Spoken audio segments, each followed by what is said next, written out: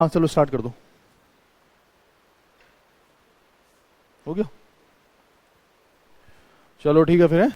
Online वालों को भी गुड मॉर्निंग भाई मेरी ओर से। अब देखो कल की क्लास में क्या पढ़ा था हमने। हाँ प्लेट्स के बारे में पढ़ा था ना। जैसे प्लेट विवर्तनिकी क्या होती है, प्लेट कैसे कैसे मूव करती है, प्लेट को मूव कराने वाला जो फोर्स है वो कौन सा फोर्स बताया था। हाँ मैग्मा में उड़ने वाली संवहनी तरंग है ना। बोलना भले ही ना आए लेकिन दिमाग में आ जाना चाहिए कि हाँ वैसा ऐसा हुआ था। तो ये सारी चीजें बताई थी मैंने। प्लेट्स का मूवमेंट कैसे होता है, क्या होता है, ये भी मैंने आपको पढ़ाया था कल। अब अभी क्या है, आज हम पढ़ेंगे ना उसी से रिलेटेड। देखो आज हम पढ़ेंगे थोड़ा सा, एक होता है ना महाद्वीपीय विस्थापन का सिद्धांत, कभी सुना है ऐसा, कॉन्टिनेंटल ड्रिफ्ट थ्योरी। जैसे हम कहते हैं कि महाद्वीप किसी जमाने में एक साथ थे, बाद में एक दूसरे से क्या चले गए, अलग अलग चले गए। ये वाली चीज हम पढ़ेंगे। और थोड़ा सा हम जैसे कहते हैं, एक वर्ड सुना होगा आपने, समुद्र नितल प्रसरण, सी फ्लोर स्पैटरिंग जिसे हम कहते हैं, वो थोड़ा सा पढ़ेंगे। आवाज कम आ रही है? आप फैन के नीचे थोड़ा सा बैठे हो ना, उधर से पढ़ी। अच्छा अच्छा, बात समझ भाई अभी ठीक है। अच्छा ये चीज हम पढ़ेंगे। और उसके बाद इसके बाद हम अर्थक्वेक, भूकंप पढ़ेंगे, फिर ज्वालामुखी की ओर जाएंगे। ठीक है। और जो नए स्टूडेंट आए उनके समझ में भी आ जाएगा। और बाकी आप रिकॉर्डिंग भी देख सकते हो, ये रिकॉर्ड भी हो रही ना क्लास। जैसे कल परसों मैंने क्या पढ़ा, पूरी 2 क्लास तो मैं 6 घंटे रिपीट नहीं कर सकता, लेकिन फिर भी जहां पे समझ में नहीं आएगा मैं बता दूंगा आपको। देखो क्या दिख रहा है आपको, ये दिख रहा है, इसे गौर से देखो। हमारी जो दुनिया है वो कैसी है, हम आज की डेट में कुछ ऐसे हैं। ये आजकल का मैप है ना, अभी के मैप में आपको दिख रहा है इंडिया वहां है, अफ्रीका ये है, साउथ अमेरिका ये है, ये आज का जो है अभी ये है। तो क्या पहले भी ऐसा ही था? पहले ऐसा नहीं था किसी जमाने में, है ना। तो अलग अलग लोगों ने, बहुत सारे लोगों ने कहा कि हम ऐसे इधर उधर चले गए, ये चले गए, वो चले गए। जैसे कल भी हमने पढ़ा था प्लेट्स के बारे में कि प्लेटें क्या करती हैं, मूव करती हैं। आपने कई बार ऐसा सुना है कि भारत, अफ्रीका, साउथ अमेरिका सब आपस में क्या थे, जुड़े हुए थे, ऐसा सुनते ना हम। फिर वो एक दूसरे से क्या चले गए, अलग अलग चले गए। हालांकि जो मैंने कल प्लेट टेक्टोनिक आपको पढ़ाया था, ये उससे पहले का सिद्धांत है, लेकिन मैंने ये बाद में इसलिए बताया ताकि आपका रिदम न टूटे। मतलब जो हो गया है, जो पूरी तरीके से सच्चाई है वो आप जान चुके हो, और उसके अलावा और क्या क्या चीजें हुई हैं बीच में वो हम आज पढ़ेंगे। समझ गए ना।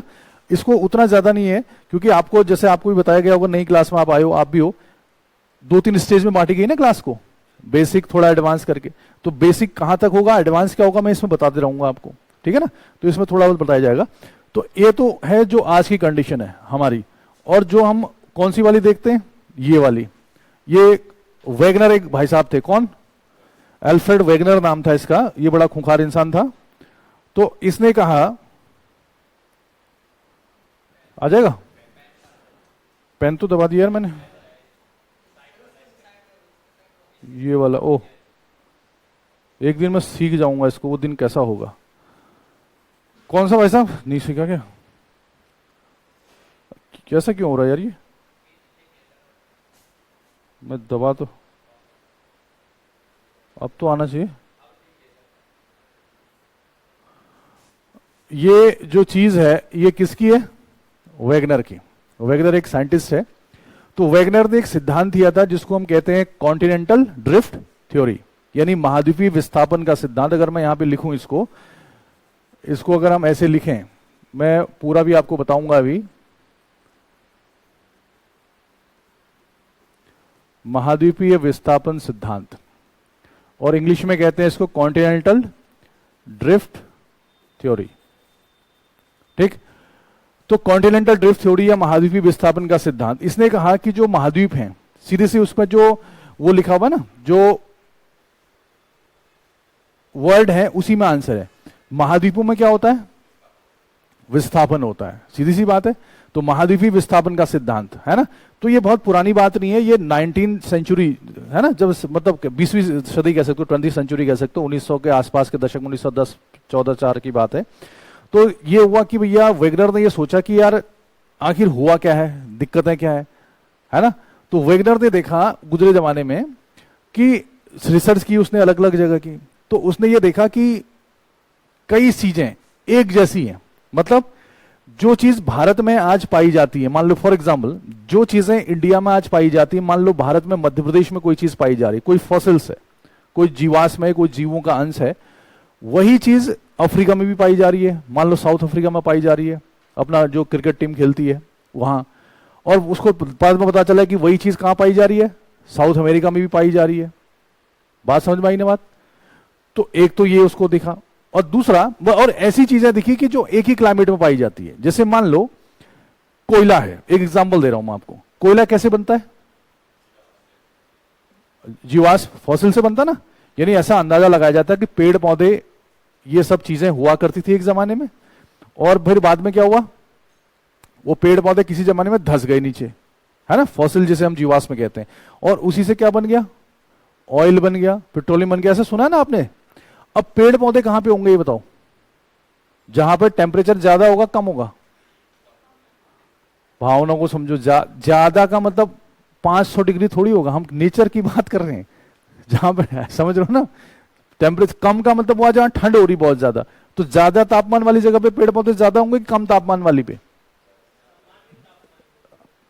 फिर वही बात, ज्यादा। जैसे मैं कहूंगा तुम्हारे दिल में आग लगी हुई है, तो इसका मतलब क्या हुआ कि क्या हम दिल पे चाय रख के गर्म कर देंगे उसको ना? वही चीज है कि नहीं है? नेचर के हिसाब से जहां पर टेम्परेचर क्या हो, ज्यादा, ज्यादा का मतलब सामान मतलब ठीक। जैसे एग्जांपल लो, एमपी में, महाराष्ट्र में, या यहां पर ज्यादा पेड़ पौधे दिखाई देंगे आपको कि उधर लद्दाख में ठंडे में? कहा? लद्दाख में? लद्दाख में पेड़ पौधे कहां मिलेंगे? होश में, होश में, होश में। भूगोल पढ़ाई और आम जिंदगी में कोई अंतर नहीं है, जो आप देखते हो वही किताबों में छपा होता है, इस बात पे भरोसा रखो। तो सीधी सी बात है। अच्छा, दूसरी बात, जहां बारिश ज्यादा होगी वहां पेड़ पौधे ज्यादा मिलेंगे, कम मिलेंगे? ज्यादा मिलेंगे। एक कॉम्बिनेशन होता है ना। अब आजकल देखो, जून जुलाई अगस्त का महीना चल रहा है, टेम्परेचर ज्यादा है कम है? ज्यादा है। अब ज्यादा का मतलब उबलना नहीं है, मतलब ज्यादा मतलब दिसंबर के मुकाबले, हमेशा ऐसे पढ़ा जाएगा इसको, ठीक है? ज्यादा है। बारिश आजकल, अब आजकल बारिश कम है, करो ज्यादा नहीं है बारिश, अगर बारिश का मौसम चल रहा है भाई, अगस्त का महीना, अरे भाई ज्यादा ही तो है ना। अब जो वो नहीं होता, इसमें तलाक हो जाएगा, मैं बता रहा हूं। तलाक समझते हो? विवाह के पश्चात घरवाली कहेगी बाहर बादल लगे, तुम ये नहीं कहोगे नहीं, कहां, पिछली बार तो इससे ज्यादा लगे थे, लड़ाई होगी नहीं होगी? लगे थे मतलब कल से ज्यादा है, ये बात हुई। तो आजकल मौसम कैसा है? बारिश का मौसम है, इतना तो आप जानते ही हैं। टेम्परेचर क्या है? ज्यादा है। पेड़ पौधे ज्यादा है कम है? ज्यादा ही। आजकल हर जगह हरियाली हो, इसमें भी सोचना पड़ रहा है कि किसी को? ऐसा तो नहीं होना चाहिए। तो पेड़ पौधे भी ज्यादा है। तो ये सोचो कि जहां जहां पूरी दुनिया में इस टाइप का मौसम रहता होगा ज्यादातर टाइम पे, तो वहां पर पेड़ पौधे क्या रहते होंगे? ज्यादा, है ना? तो ऐसे इलाके में पेड़ पौधे ज्यादा होंगे, तो उस इलाके में कोयला वोयला बनने की संभावना भी क्या होगी? ज्यादा होगी। नॉर्मली मतलब होगा ना ऐसा, जहां पेड़ पौधे ही नहीं है तो वहां पर कोयला वोयला कैसे बनेगा, आप ये बताओ। बात समझ में आई कि नहीं? इतनी बात समझ गए आप? मोटा मोटा समझने के लिए। लेकिन अगर ऐसा हो जाए कि जहां पर आज की डेट में ठंडा है, या हो सकता है जहां पर बर्फबारी ज्यादा होती है, जहां पर पेड़ पौधे ना होते हों आज की डेट में ज्यादा, वहां पर भी अगर कोयले की माइन पाई जाए, वहां पर भी कोयला पाया जाए, तो आप क्या कहोगे? हाँ, तो इसका मतलब पहले पेड़ पौधे रहे होंगे, यही तो मतलब है। और आजकल पेड़ पौधे नहीं है। अब ये बताओ, तो पेड़ पौधे रहेंगे तो क्या वहां पर जलवायु इतनी चेंज हुई होगी क्या? या वो हिस्सा खिसक के दूसरी जगह रहा होगा, अब ठंडे में चला गया होगा? क्या, कौन सा सही होना चाहिए? बताओ, तो दिमाग लगाओ, इसको मैं बता रहा हूं आपको क्या ज्यादा रहा होगा। मतलब जैसे मैं कह रहा हूं कि ये हिस्सा है ना, इस हिस्से में आज की डेट में क्या है, मान लो आज की डेट में, इंडिया छोड़ दो, ये यूरेशिया है, यहां छोड़ दो, ये वाले, ये आज की डेट में इस हिस्से में ठंडा वंडा बहुत है, अभी बर्फ बर्फ होती साइबेरिया, लेकिन यहां पर भी कोयला पाया जा रहा है। यहां पर भी मान लो क्या पाया जा रहा है? कोयला पाया जा रहा है। या ऐसे जीव जंतु पाए जा रहे हैं जो गर्मी में रहते थे, ऐसे फॉसिल्स पाए जा रहे हैं जो किस में रहते थे? गर्मी में। तो इसका ये मतलब हुआ, इसने वैगनर ने किया कि ये हिस्सा पहले जमाने में कैसे क्लाइमेट में रहा होगा? गर्म वाले में। ताकि यहां पर पेड़ पौधे ज्यादा होते होंगे। और आज की डेट में ये खिसक के किस में चला गया? ठंडे में चला गया। इसी को तो कहेंगे महाद्वीपों में क्या हुआ है? विस्थापन हुआ। मेरी बात समझ में आ रही नहीं आ रही? जैसे अगर आपको मध्य प्रदेश में, हमारे यहां एमपी है, अगर आपको कहा जाए कि मध्य प्रदेश में कुछ ऐसे जीवों के फॉसिल्स जीवाश्म मिले हैं जो ठंडे इलाके में पाए जाते हैं, मान लो पोलर बियर के अवशेष मिल गए आपको एमपी में। पोलर बियर है ध्रुवी भालू जो होता है, तो क्या एमपी में बर्फ गिरती है? नहीं गिरती है। लेकिन पोलर बियर के अवशेष मिले हैं, तो इसका मतलब क्या हुआ? क्या पुराने जमाने में पोलर बियर गर्मी में रहता होगा? वो तो हमेशा ही किस में रहता होगा? ठंडे में। या ऐसी मछली के अवशेष मिले हैं जो मछली हमेशा कहां होती है? समुद्र में। तो कहने का मतलब ये है, अब आप सोचो कि एमपी किसी जमाने में, एमपी वाला जो सरफेस है वो ऐसी जगह पे होगा जो, हाँ, जो ठंडी जगह पे होगा। लेकिन आज की डेट में वो सरफेस खिसक के किस में आ गया? गर्मी वाली जगह में। बात समझ गए नहीं समझ गए आप? समझ गए ना? अब होता क्या है देखो, जैसे मान लो ये ग्लोब है, ये क्या है? ग्लोब है, पूरा अर्थ है। आपको पता है कि जो बीच वाला हिस्सा है, इस हिस्से में गर्मी थोड़ी सी क्या होती है? ज्यादा होती है, विषुवत रेखा इक्वेटर के आसपास। और आप ये भी जानते हो जैसे जैसे हम पोल की ओर जाते हैं, ध्रुवों की ओर क्या होते जाता है? ठंडा होते जाता है कि नहीं है? अगर मान लो हम कहें कि एमपी यहां पर है, एमपी यहां पे है मान लो सपोज, और यहां पे मध्य प्रदेश में किसी ऐसे जीव जंतु के अवशेष पाए जाते हैं जो ठंडे इलाके में पाए होता है, तो इसका मतलब ये नहीं है कि वो जीव जंतु पहले गर्म वैसा था। इसका मतलब यह है कि हो सकता है कि एमपी पहले यहां रहा हो, ठंडे इलाके में। सरफेस समझ गए ना? बाद में एमपी वाला सरफेस धरातल खिसक के कहां चला गया? ऊपर आ गया। फॉसिल तो वैसे ही रहेंगे ना उसके, तो हजारों लाखों सालों में ये हिस्सा खिसक के यहां आ गया। समझ गए ना? तो ये जो महाद्वीप हैं, जो कॉन्टिनेंट हैं, उनमें क्या हुआ है? विस्थापन। ये बात समझ में आएगी नहीं आएगी? जैसे आपसे कहा जाए, एक एग्जाम्पल दे रहा हूं, जैसे आपसे कहा जाए कि बिहार में हमने कोई जमीन, खाली एग्जाम्पल है, नॉर्मली ऐसा किताब में नहीं लिखा है कि बिहार में ऐसा है, एग्जाम्पल दे रहा हूं मैं समझने के लिए। अगर ऐसा कहा जाए कि बिहार में अगर खुदाई की जाए, या हरियाणा दिल्ली में खुदाई करी हमने, तो यहां पर मछलियों के अवशेष मिले हैं। किसके अवशेष मिले? मछलियों के फॉसिल्स मिले। तो किसका मतलब क्या हुआ? क्या गुजरे जमाने में मछली जमीन में पैदा होती थी? इसका मतलब क्या हुआ? हाँ, कि गुजरे जमाने में यहां पर क्या रहा होगा? समुद्र रहा होगा। अब बात समझ गए ना? और आज की डेट में वो समुद्र नहीं है। तो चेंज होते रहता है ना? तो ये प्रूफ मिले इसको वेगनर भाई को, और इसने इसके बाद एक थ्योरी निकाली, एक सिद्धांत निकाला, जिसको कहा गया महाद्वीपीय विस्थापन का सिद्धांत। यानी महाद्वीपों में क्या होता है? विस्थापन होता है ना? आप भी पहली बार आ रहे हो कि पहले आते हो? अच्छा, पहले क्यों? मेरी क्लास में आज पहली बार? अब मैं पहचानने लग गया हूं ना लोगों को। अच्छा, तो लास्ट क्लास में नहीं आए थे आप? हैं, चलिए ठीक है, तो थोड़ा सा आगे बढ़ते हैं। तो इसको बोलते हैं महाद्वीपीय विस्थापन का सिद्धांत। अब देखो वेगनर ने क्या कहा, इसको थोड़ा सा और आगे चलते हैं, कॉन्टिनेंटल ड्रिफ्ट थ्योरी को। इसने ये कहा गुजरे जमाने में, आज से 100 साल पहले, 1910 के आसपास, इसने कहा कि जितने भी महाद्वीप हैं, जितने भी क्या हैं, कॉन्टिनेंट हैं, वो सब एक साथ जुड़े हुए हैं। वो सब आपसे आपस में क्या थे? जुड़े हुए नहीं। देखो ये कौन सा है? ऑस्ट्रेलिया। ये क्या है? अंटार्कटिक। ये क्या है? India, Africa, south America, north America, और ये, और बीच के छुटभइये छोटे छोटे वाले, है कि नहीं है? इसने कहा कि सारे महाद्वीप एक साथ चिपके हुए थे, है कि नहीं? यानी आज जहां भारत है वहां पर भारत नहीं था, भारत दक्षिण में था, इससे काफी ज्यादा साउथ में था। क्लियर हो गया? और ये जब, तो ये जमीन है कि पानी है? फिर ये वाला हिस्सा, ये जमीन है। तो ये जमीन है, तो इसके चारों ओर क्या होगा? कॉमन सेंस पे आते हैं, चारों ओर क्या होगा? अर्थ में दो ही चीज होती है, या तो जमीन होगी या तो क्या होगा? पानी। तो जो जमीन वाला हिस्सा था, इसको बड़े भाई ने नाम दिया, क्या नाम दिया? पेंजिया। क्या नाम दिया? पेंजिया। तो अगर आपसे क्वेश्चन पूछा जाए कि पेंजिया क्या है, वेगनर के हिसाब से पेंजिया क्या है, तो आप क्या कहोगे? हाँ, ग्रुप ऑफ कॉन्टिनेंट्स कह सकते हो, या ग्रुप ऑफ जितने भी महाद्वीप है उन सबका एक जो समूह है या मिक्सचर है, वो क्या है? पेंजिया। अब एक क्वेश्चन आपसे पूछा जाए कि इनमें से सबसे बड़ा क्षेत्रफल किसका है? एक क्वेश्चन आ गया, मान लो, ये बहुत पीसीएस में ऐसे क्वेश्चन आ सकते हैं कि सबसे बड़ा एरिया किसका है, ऑप्शन में दे दिया एशिया, अफ्रीका, साउथ अमेरिका और पेंजिया। अब हाँ, अब पेंजिया। हम कहते हैं कि सबसे बड़ा महाद्वीप कौन सा है? नहीं, वैसे आजकल एशिया कहते हैं। हम कहते हैं कि जो लार्जेस्ट कॉन्टिनेंट है वो एशिया है, लेकिन जब ऑप्शन में वो कह रहा है कि सबसे बड़ा कौन सा है, तो महाद्वीपों का बाप जिसको कह सकते हो आप, वो कौन है? वो पेंजिया है। बात समझ में आई कि नहीं आएगी? यानी सबसे बड़ा भूखंड जो एक साथ था, लैंड मास, उसको पेंजिया नाम दिया गया। अब उसके चारों ओर क्या है? सी है। तो इस सी को बड़े भाई ने नाम दिया क्या? पैंथालासा। इसको नाम दिया क्या? पैंथालासा। तो पैंथालासा क्या है?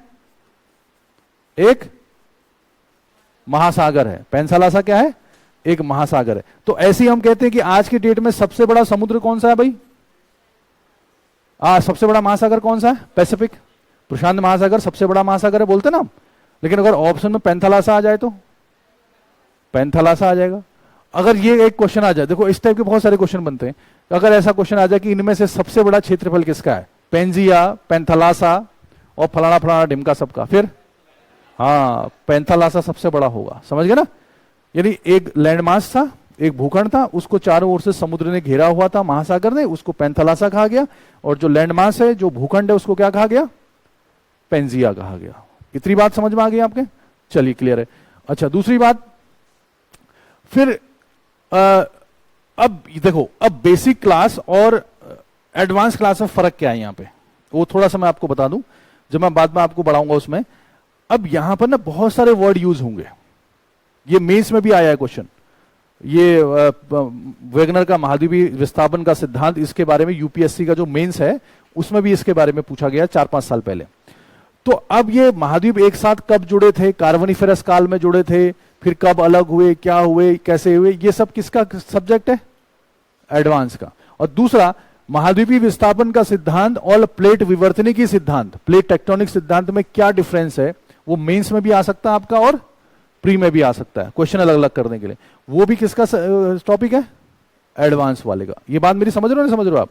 लेकिन महाद्वीपीय विस्थापन का सिद्धांत क्या है, इसको हम बेसिक में पढ़ाएंगे आपको। क्लियर है ना? तो वहां ऑफिस में बताया गया होगा आपको, अलग अलग तरीके से स्टेजेस में बांटेंगे हम इसको, तो यहां पर ये बिल्कुल क्लियर हो जाएगा आपको। तो ये तो हो गया पैंथालासा, ये हो गया पेंजिया। अब वेगनर ने कहा कि जब ये एक साथ मिले हुए थे आज से कई करोड़ साल पहले, तो धीरे धीरे इनमें आपस में क्या हुआ? मूवमेंट हुआ, यानी ये महाद्वीप एक दूसरे से अलग होने लगे। ये इसने कहा, विस्थापन मतलब ड्रिफ्ट। तो इसने कहा कि ये जो साउथ अमेरिका है, ये दिख रहा साउथ अमेरिका, ये इधर की ओर जाने लगा, कल भी बताया था मैंने आपको, बताया था। ये वाला इधर की ओर जाने लगा, अफ्रीका। भारत ने इधर की ओर छलांग लगा दी, समझ गए ना? ऑस्ट्रेलिया इधर की ओर चला गया, अंटार्कटिक जहां था लगभग वहीं साउथ में चला गया, नॉर्थ अमेरिका इधर को चला गया, यूरेशिया लगभग इधर को ऐसे चला गया। ये सब महाद्वीप एक दूसरे से क्या हो गए? अलग अलग हो गए। ये बात समझ में आई कि नहीं आई? अब बताया भाई ने बिल्कुल सही बात। मैं थोड़ा सा आपको हिंट दे देता हूं, वेगनर ने कहा सही, कहा इससे सही, इसने कहा कि अब सब दूर दूर चले गए। इसने गड़बड़ कहां कर दी, थोड़ा सा हिंट दे रहा हूं, बाकी उसमें एडवांस क्लास में इसने कहा कि सब अलग अलग चले गए, दूर दूर चले गए। लोगों ने कहा अच्छा ये तो बहुत बड़ी बात करा यार, अलग अलग कैसे चले गए, जरा प्रूफ करके दिखाओ। इसने कहा, कसम खाई इसने, मां कसम खाई है, जो भी खाई आप समझ सकते हो, है ना? अब मैं बताता हूं इसने कैसे खाया। नोट, अच्छा कौन सा? ये वाला। यार अगर तुम ना होते तो क्या होता पता है तुमको? इसने कहा भाई साहब देखो इसको गौर से, किसको? इस मैप को गौर से। इसने कहा देखो ऐसा है, आज की डेट में ये है, अब 1900 में भी तो यही था। इसने कहा बड़े भाई देखो इसको क्या इसके साथ चिपकाया जा सकता है? आप बताओ हाँ कि ना? चिपकाया जा सकता है ना? तो इसने कहा ये देखो गौर से देखो, ये चिपक गए ऐसे। जो पुराना मैप था, डिजिटल बोर्ड का यही फायदा है, ये हाथ से नहीं बना सकते हम इतना मैप, ये आपस में चिपक गए। इसने कहा बात सही है कि नहीं है? लोगों ने कहा हाँ यार बात तो सही कह रहा है भाई ये। इसने कहा ये मेडागास्कर इसके साथ चिपक जाएगा? उन्होंने कहा बात तो सही कह रहा है ये देखो सऊदी अरेबिया वाला ही चिपकेगा नहीं, खट बैठ जाएगा उसमें। ये देखो मैक्सिको की खाड़ी, गल्फ ऑफ मैक्सिको, ये यहां बैठ जाएगी, ये वाला बैठ जाएगा। अब ऐसा नहीं कि बिल्कुल मैथ्स की जगह 2 गुणा 2 4 ही होगा, नेचर में ऐसा तो नहीं होता ना, ऊपर नीचे हो जाता है, खिसक जाता कोई। ये देखो सब ये तो लोगों ने कहा यार बात तो सही कह रहा है यार, ये ऐसा तो हुआ है। एक एग्जाम्पल ये दिया इसने। दूसरा एग्जाम्पल इसने कौन से दिए, जो मैं आपको बता रहा हूं। इसने कहा कि जो फॉसिल्स यहां पाए जा रहे हैं वही फॉसिल्स यहां भी पाए जा रहे हैं, वही फॉसिल्स यहां भी पाए जा रहे हैं। तो क्या, तो यहां के जीव तैर के समुद्र में हजारों, चलो दिल्ली चलो, जैसे कहा था ना सुभाष चंद्र बोस ने, तो ये कहेंगे कि चलो अफ्रीका चलो, चलो भैया यहां चलो, ऐसा तो नहीं कहा होगा जीव जंतुओं ने। इसका मतलब क्या हुआ, ये सब आपस में जुड़े हुए थे, ये है ना। अब ये सारी चीजें ये लिखाना ये मेंस का सब्जेक्ट है, क्योंकि मेंस में भी आता है चीजें कि आप प्रमाण दीजिए, प्रूफ दीजिए कि महाद्वीपीय विस्थापन सिद्धांत, ये क्वेश्चन आ भी चुका है, पीसीएस में भी आ सकता है और यूपीएससी में भी आएगा। क्लियर है ना। महाद्वीपीय विस्थापन सिद्धांत और प्लेट विवर्तन की कहां सेम है, कहां डिफरेंस है उनमें, ये मेंस का सब्जेक्ट है। लेकिन आप थोड़ा थोड़ा आप समझोगे तो बाद में इसको करवा दिया जाएगा, यानी करवाया सब जाएगा आपको, इजी में सब कुछ होगा, इजी क्लासेस में, समझ रहे हो ना। यहां पर आपको थोड़ा सा एक साथ प्रेशर न देके थोड़ा थोड़ा उठाया जा रहा है। बात समझ में आ रही ना आपके, बाकी कोई दिक्कत नहीं है। और वही चीज ठंडा गर्म की बात मैं कह रहा हूं, जैसे मैं कह रहा हूं कि एमपी में ऐसे जीवों के अवशेष पाए जाते हैं, या एमपी में ऐसे जीवों के फॉसिल्स पाए जाते हैं जो ठंडे में रहते हैं, इसका मतलब यहां बर्फ थोड़ी पड़ती है, ये तो ट्रॉपिकल जो उष्णकटिबंधीय क्षेत्र में, यहां तो बर्फ नहीं पड़ती। इसका सीधा मतलब एमपी कहां रहा होगा, नीचे रहा होगा, यहां तो ठंडा होता है कि नहीं होता। अब मेरी बात समझ गए ना आप। यानी क्लाइमेटिक जोन जो जलवायु क्षेत्र है उसमें चेंज नहीं होता, अर्थ जितनी है, अर्थ जब से बनी है नॉर्थ पोल वही है, साउथ पोल वही है, वो चेंज थोड़ी हो जाएगा। अर्थ पहले दिन से सन के चारों ओर घूम रही है, 365 दिन में ही घूम रही है, 24 घंटे में ही घूम रही है। जो नॉर्थ पोल है वो नॉर्थ पोल है, जो साउथ पोल है वो इक्वेटर में ही उसकी सन की रेस डायरेक्ट होती है साल के 2 बार, वो पहले से चला रहा है, उसमें कोई चेंज किसमें हुआ है। हाँ चेंज किसमें, जैसे समझो मैं क्या हूं, मैं अर्थ हूं, ये नॉर्थ पोल है, ये क्या है साउथ पोल है, ये जितना था मैं इतना ही हूं। मैं चेंज किसमें कर रहा हूं, ये चेंज हो गया है। हाथ यहां था पहले, यहां चला गया, मान लो इंडिया यहां था यहां आ गया, अफ्रीका यहां तक खिसक के यहां चला गया।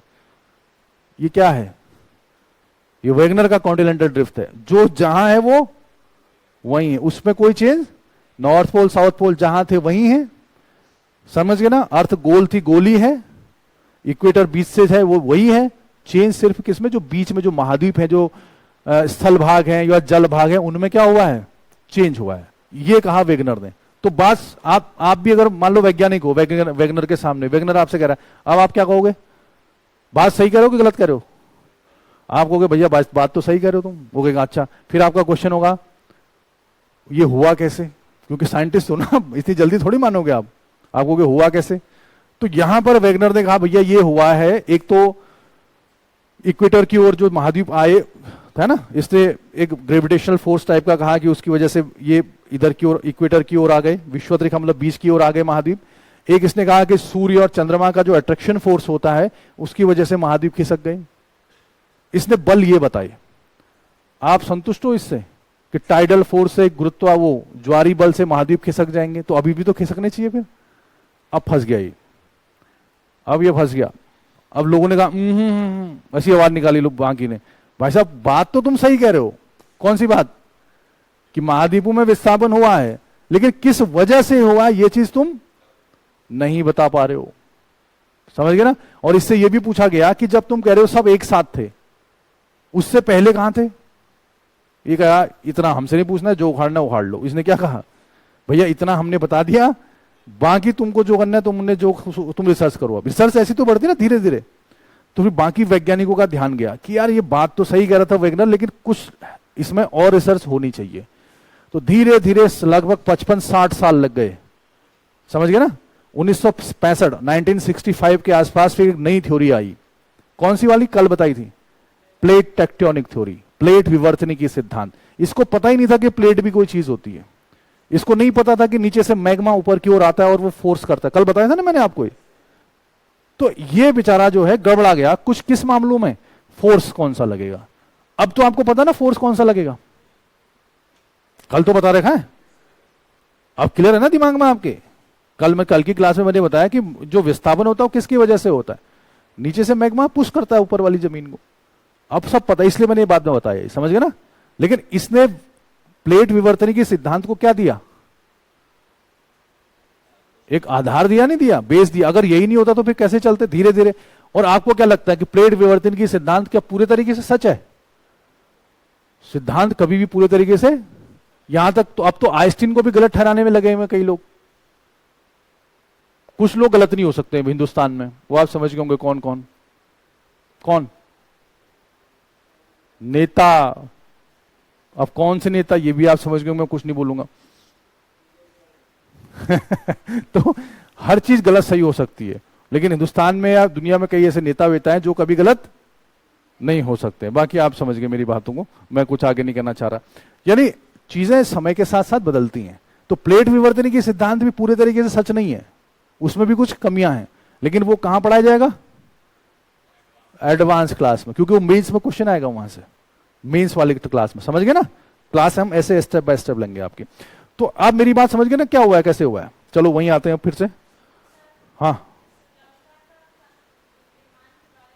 किसका? श्रीलंका। देखो इतने बड़े बड़े लोगों की बात चल रही, श्रीलंका जैसी छोटी सी चीज का क्या होगा? देखो ऐसा होता ना, जैसे इसको ऐसे समझो, कैसे? जैसे मान लो कोई बड़ा शरीर चल रहा है, कोई बड़ी चीज चल रही है ऐसे, मतलब इसको ऐसे हुआ है। जो छोटे मोटे नहीं दिखते आपको पिद्दी टाइप के ये आइलैंड्स, इनके बनने के पीछे रीजन ये भी है, जैसे कोई बहुत बड़ा आदमी ऐसे चल रहा है, बहुत सारी चीजें लगी हुई है उसके शरीर में, एक आध चीजें छटक गई जमीन में और वहीं रह गई। वो बात समझ आई मेरी? तो जहां रह गई वो छोटा सा क्या बन गया? वो आइलैंड। कुछ आइलैंड ऐसे बन गए, जैसे मान लो ड्रिफ्ट हो रहा था, विस्थापन हो रहा था, विस्थापन हो रहा था, तो कुछ साथ जा पाए, कुछ नहीं जा पाए। और बीच में मान लो ऐसे समझो, ये था पूरा कोई सरफेस ऐसे जा रहा है, नॉर्मली ऐसा जा रहा है, ठीक है, ऐसे ऐसे जा रहा है, और बीच में जब जाएगा तो ऊपर नीचे कुछ फोर्स लगेगा, टेंशन होगा, खिंचाव होगा कि नहीं होगा? खिंचाव होगा, तनाव होगा, सब कुछ होगा। अब पता चला जो ये था, और बीच का हिस्सा जो ये वाला, ये ऐसा हो गया। ऊपर के इधर उधर वाले हिस्से ऊपर ही हैं, बीच के बीच वाला हो नहीं रहा ना मेरे से अभी, चलो ऐसे कर लेते हैं अब, ठीक है? पहले सब ऐसे जा रहे थे, बीच की 2 उंगलियां नीचे चले गई, ये धस गई नीचे, अगल बगल वाले हिस्से ऊंचे रह गए। बीच वालों को क्या कहोगे आप? ये तो समुद्र बन गया, क्योंकि इसमें गहरा है तो पानी भर जाएगा ना। ये आने वाली पीढ़ी क्या देखेगी? इसको सी के रूप में देखेगी। अब ये तो चेंज होते रहता है। बाद में फिर ये कहीं जा रहे थे, पता चल रहा है ये तीसरी वाली उंगली भी नीचे चले गई, धस गई है। अब अगल वाला अलग से तुमको आइलैंड जैसा नहीं दिखेगा वो पीछे वाला। तो कई आइलैंड ऐसे बने कि बीच में जो रह गए, उसको अलग से बताएंगे हम, ठीक है, एडवांस क्लास में। दूसरा, कई बार सब कुछ सही चल रहा था, अचानक से ज्वालामुखी का विस्फोट हो गया, नीचे से लावा आया, लावा ने बड़ा बड़ा पहाड़ जैसा खड़ा कर दिया, है ना। और बाद में पता चला उसके चारों ओर सी है, तो वॉल्केनिक आइलैंड हो जाएगा, नहीं हो जाएगा? ज्वालामुखी द्वीप हो जाएगा। कहीं पर पर्वत बन गया, पठार बन गया, कुछ हिस्सा बढ़िया था, नीचे धस गया। जैसे फॉर एग्जाम्पल मैं आपको बताता हूं, जैसे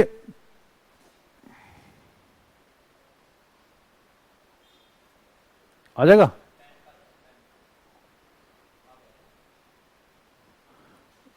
जैसे ये सोचो, आज की डेट में इंडिया को हम ऐसे दिखाते हैं, ऐसा है ना भारत का हिस्सा। गुजरे जमाने में ऐसा नहीं था भारत।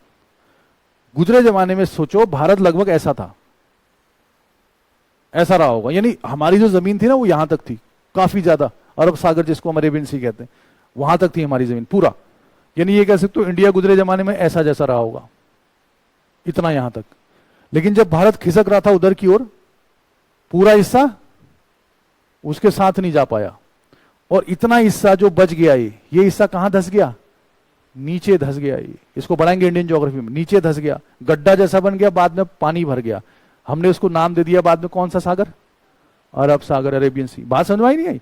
तो ये चीजें ऐसे बनती रहती हैं। इसका कोई ऐसा नहीं कि कोई एक दिन में बनाओ, 2 दिन में बनाओ, या किसी एक वजह से बनाओ, ऐसा नहीं है। कुछ ज्वालामुखी से बने हैं, कुछ इसको फॉल्ट कहते हैं, भ्रंशन से बने हैं, कुछ पीछे छूट गए उससे बने हैं। क्योंकि जब मूवमेंट होगा तो हर कोई साथ में चलेगा, ऐसा पॉसिबल नहीं है। बात समझ में आई नहीं आई मेरी? है ना? तो चलता रहता है। अभी कितने टुकड़े हो सकते हैं इसकी भी कोई गारंटी नहीं है। जैसे आप कहते हो कच्छ का रण, गुजरात में ना कच्छ का रण, यहाँ पे जहां पे जंगली गधे वधे रहते हैं, आप देखते हो यहाँ पे दलदली क्षेत्र है। कोई लोग कहते हैं कि समुद्र के नीचे था, बीच में बाढ़ आ गई, ये आ गई, वो आ गई। बोलते कि नहीं बोलते? ऐसा कहते हैं। आपने ये भी सुना होगा जहां पर आज हिमालय पर्वत है, वहां पर गुजरे जमाने में क्या था? टैथिस सागर था। तो कोई भी चीज स्टेबल नहीं है, बस टाइम लगता है क्या होने में, चेंज होने में। समझ गए ना? ये सारी चीजें जब आपके दिमाग में कहानी सी बैठ जाएगी तो जब हम लिखेंगे इसको बाद में तो उसमें बहुत बढ़िया से बनेगा ये फिर। अच्छा आप सीधे वहीं आ जाते हैं, फिर से यहीं जाना पड़ेगा क्या?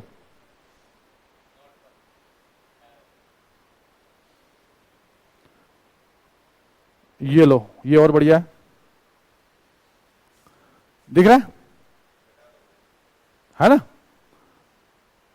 ये समझ गए आप? साउथ अमेरिका ये सब साथ साथ थे। अच्छा अब और मजा आएगा आपको, देखो ये ऐसे कैसे हो गया, सब में आ गया क्या?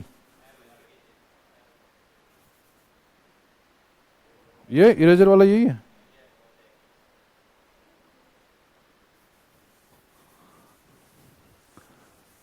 ये और बढ़िया मैप है, इससे और समझ जाओगे आप।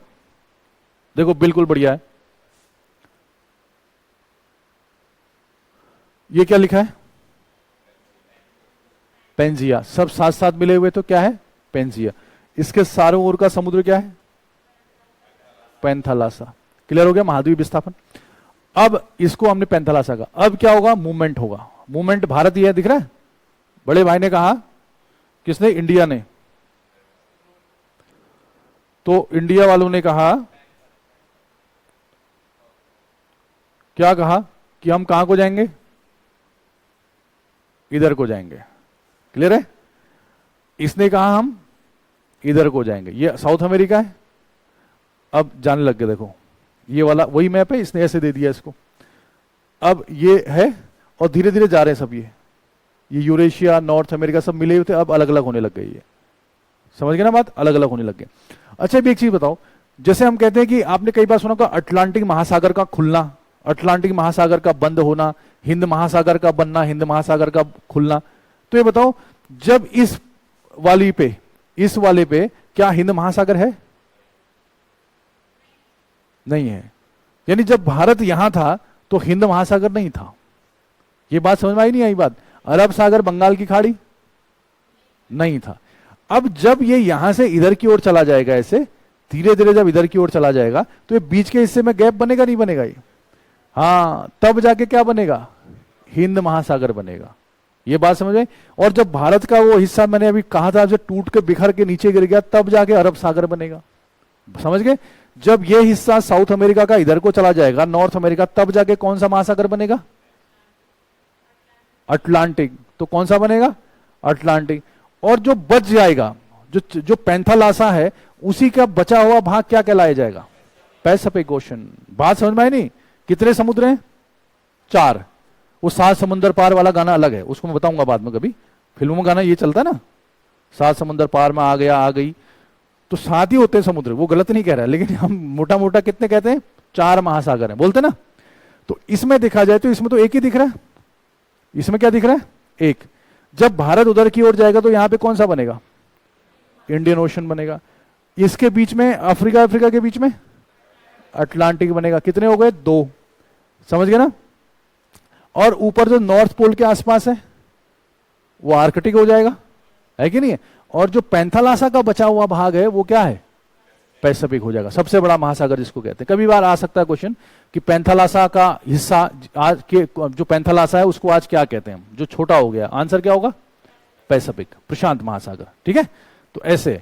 अच्छा अब ये भी देखो, ये बड़ा बढ़िया है। क्या लिखा हुआ है? लॉरेशिया। इसको लिखा हुआ है बड़े भाई ने क्या? लॉरेशिया। और नीचे वाले को क्या लिखा है? गोंडवाना लैंड। ये नाम सुना है कि नहीं सुना आपने? ये बताओ, कभी सुना है ना? तो गोंड क्या है? ये क्या है? गोंड जनजाति है भारत में, है ना? अगर आप एमपी में चले जाओ, महाराष्ट्र में चले जाओ, छत्तीसगढ़ इस साइड को, तो एमपी में खास तौर पे वहां पे एक गोंड ट्राइब रहती है ना? और भारत की सबसे ज्यादा पॉपुलेशन वाली जो ट्राइब है, जनजाति, वो कौन सी है? गोंड जनजाति। एक ये भी क्वेश्चन बनता है आपका कि भारत में सर्वाधिक जनसंख्या वाली जनजाति कौन सी है? गोंड। तो उसी गोंड जनजाति के नाम से यहां पर इस धरातल का नाम क्या कर दिया गया? गोंडवाना लैंड। अब ये बताओ, पैंथालासा के कितने हिस्से? जल्दी बताओ, आप खुद बताओ। नहीं सॉरी, पेंजिया के कितने हिस्से? 2। पेंजिया के कितने हिस्से? 2। पेंजिया ही तो है। ऊपर वाला हिस्सा लॉरेशिया, नीचे वाला हिस्सा गोंडवाना लैंड। क्वेश्चन आएगा भारत किसका हिस्सा है? गोंडवाना लैंड। अब देखो भारत की इज्जत बहुत थी भाई गुजरे जमाने में, समझ रहे हो ना, तो उस हिस्से का नाम भी किसकी वजह से रखा गया है? भारत में एक जनजाति यानी पुराने लोग हैं, कौन सी? गोंडवाना लैंड, ठीक है ना। तो गोंड जनजाति, मैंने क्या बताया आपको, गोंड जनजाति जो है वो भारत के किस हिस्से में सर्वाधिक है? एमपी में खास तौर पे, और इसकी जनसंख्या भारत में सर्वाधिक है। तो ये बहुत सारे क्वेश्चन आपके प्री के हिसाब से बन रहे हैं इसमें। ये देखो इंडिया, इंडिया किसका पार्ट है? गोंडवाना लैंड का, ठीक है।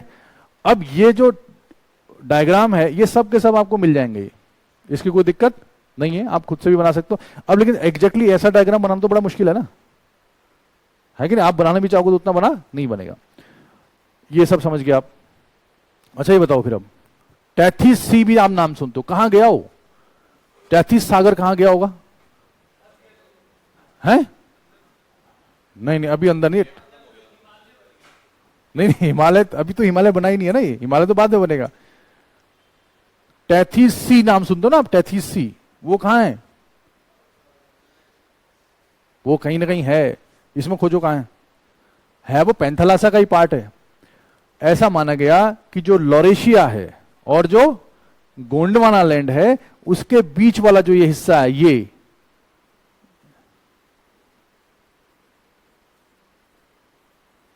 इसके बीच वाले सी को क्या कहा गया?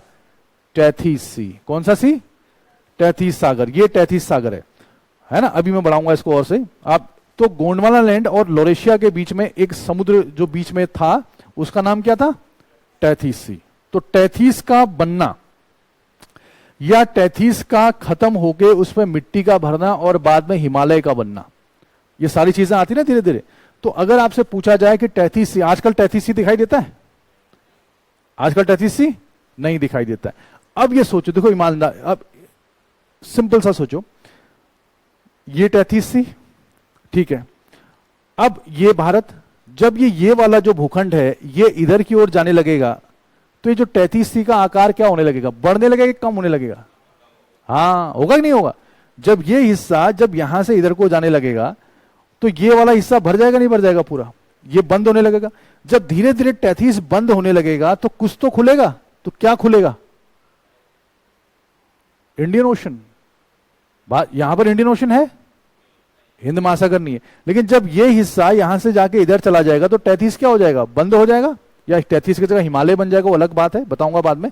तभी तो इंडियन ओशन बनेगा, है कि नहीं है?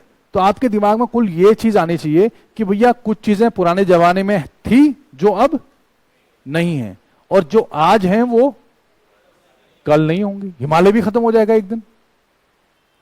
बात समझ में आई कि नहीं आई मेरी बात? तो ये है। अब हम इसको ऐसे भी देख सकते हैं। देखो हमारे पास पूरा जखीरा है किस चीज का? ये लो, अब क्या कहोगे आप? यार जो भी आप कहोगे, लेकिन मैं क्या कहूंगा?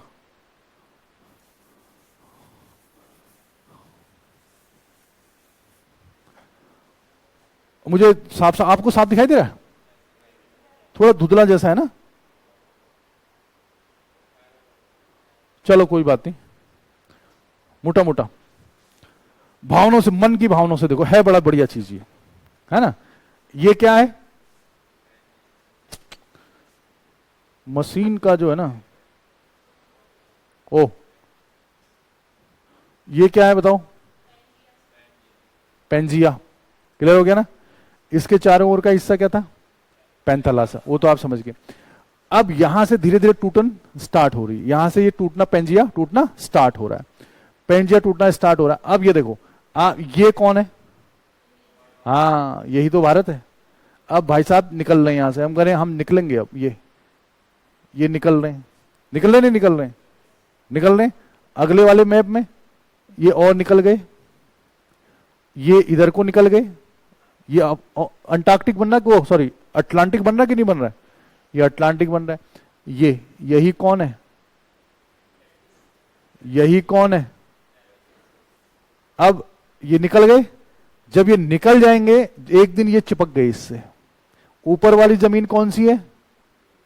यूरेशिया। जब इससे जाके यहां से ऐसे हो जाएगा ना, पूरा चिपक जाएगा, तब जाके भारत ये हो जाएगा, हम इसको ऐसे बना सकते हैं, और इसी में हमारा पर्वत बन जाएगा कौन सा, हिमालय पर्वत, टैथीस बन जाएगा। खत्म हो गई, नहीं समझ गए ना बात।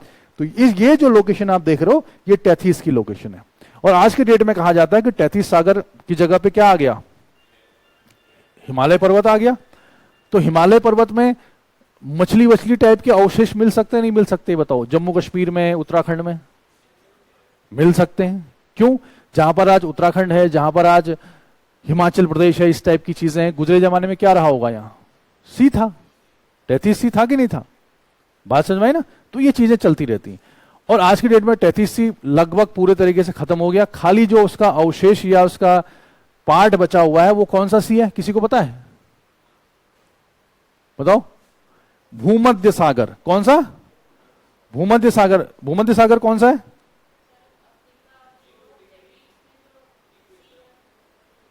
हाँ बिल्कुल सही बात। ये अब आप समझदार हो गए हो। सारा खेला क्या है, यही है। ये यहां से यहां पहुंच गया, बड़े भाई ने यहां पे क्या बना दिया, हिमालय बना दिया, इधर को माउंटेन बन गया। ये देख लो, इसको कहते हैं मेडिटेरियन सी, इसे क्या कहते हैं, भूमध्य सागर। क्यों, कौन सा सागर? भूमध्य सागर या मेडिटेरियन सी कहते हैं। ऊपर यूरोप है, नीचे क्या है, अफ्रीका। तो ये पूरे हिस्से में पहले जमाने में क्या था, टैथीस सी था। समझ गए ना? अब ये सब यहां पे चिपक के हिमालय हिमालय बन गए, और जो इसका जो पार्ट बच गया, यही कौन सा है, टैथीस सी का रेस्ट पार्ट है, बचा खुसा हिस्सा, जिसको हम कहते हैं कौन सा, भूमध्य सागर या मेडिटेरियन सी। इतनी बात समझ में आई नहीं आई? अब आपके दिमाग में कुछ एक देखो, बेसिक क्लास का मतलब क्या होता है, अलग अलग तरीके का हो सकता है बेसिक क्लास। बेसिक क्लास में ये भी हो सकता है कि आपको एकदम जो है रटा दिया जाए, क्या फैक्ट, फलाना फलाना फलाना फलाना, बिल्कुल ये है ये है ये है, उसको बेसिक नहीं कहते। बेसिक होता है एक सोच डेवलप होनी चाहिए आपकी। आपको सब्जेक्ट को पढ़ने में क्या आना चाहिए, मजा आना चाहिए, उसको बोलते हैं बेसिक क्लास। समझ गए ना? बेसिक क्लास का ये मतलब नहीं होता कि जैसे मैं आपको पहले दिन ही लिखा दूं सोलर सिस्टम में मंगल का घनत्व इतना है, बुध का घनत्व इतना है, चलिए आज घनत्व लिखेंगे हम ग्रहों के, पता चला 8-9 ग्रह हैं, सबके घनत्व लिख दिया हमने। वो बेसिक नहीं है, उतना तो आप जानते हो। अब आप कहोगे नहीं हमें नहीं पता, लेकिन कहां पर मिलेगा ये तो जानते हो ना भाई। मंगल का, मार्स का या शुक्र का घनत्व डेंसिटी कितनी है, ये आपको मुझसे सीखने की जरूरत है, खुद ही सीख लोगे आप। ये तो खुद ही किताब में पढ़ा हुआ है। ये बात समझ में आई कि नहीं आई आपके? तो उसको बेसिक नहीं कहते, उसको टाइम पास कहते हैं। बेसिक होता है, या जो भी कह लो आप इसको, सब्जेक्ट के प्रति क्या पैदा करना, इंटरेस्ट पैदा करना, रुचि पैदा करना। जैसे छोटे बच्चे होते हैं, उनका बेसिक प्राइमरी स्कूल होता है, कितना टफ होता हो। आप कह दोगे जंगल में शेर पाया जाता है, शेरों के लिए हमने वो गिर नेशनल पार्क बनाया है, इसको कौन पढ़ेगा, जो आप पढ़े लिखे लोग हैं। बच्चे को ऐसे नहीं समझा सकते आप, उनमें मेहनत लगेगी। ये शेर दिखाया जाएगा वहां पे, ऐसे वाला गुर्राएगा वो, कहेंगे ये शेर है बेटा, ये कौन है, शेर है। ये कहां पाया जाता है, गुजरात में। बच्चा कहेगा हमें नहीं पता गुजरात कहां है। फिर आप गुजरात उसको मैप में दिखाओगे, फिर वहां शेर के साथ शेरनी और उसके बच्चे कूद रहे होंगे, 5 मिनट का टाइम लगा, तब बच्चा सेटिस्फाई हो जाएगा, हाँ अब ठीक है। ये क्या है, ये बेसिक है। उसको इंटरेस्ट पैदा कर रहे हो आपकी, शेर भी कोई चीज है। तो जब तक आपके सब्जेक्ट में इंटरेस्ट पैदा नहीं होगा ना, तो मजा नहीं आएगा। जैसे मैं कितना कह दूं, अब आपको कुल मिला के लगने लग गया थोड़ा बहुत कि यार ऐसे ऐसी दुनिया थी किसी जमाने में, अब ऐसे ऐसे चेंज हो रहा है ना।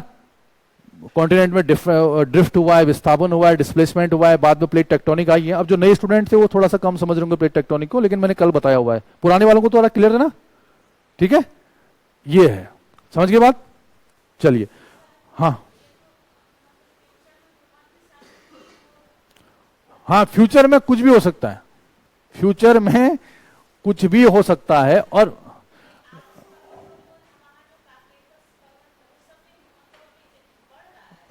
हाँ बढ़ रहे हैं, वो भी फोल्डेड माउंटेन है सारे, वो भी सब वलित पर्वत है। जैसे हिमालय है, वो भी ऊंचा उठ रहा है।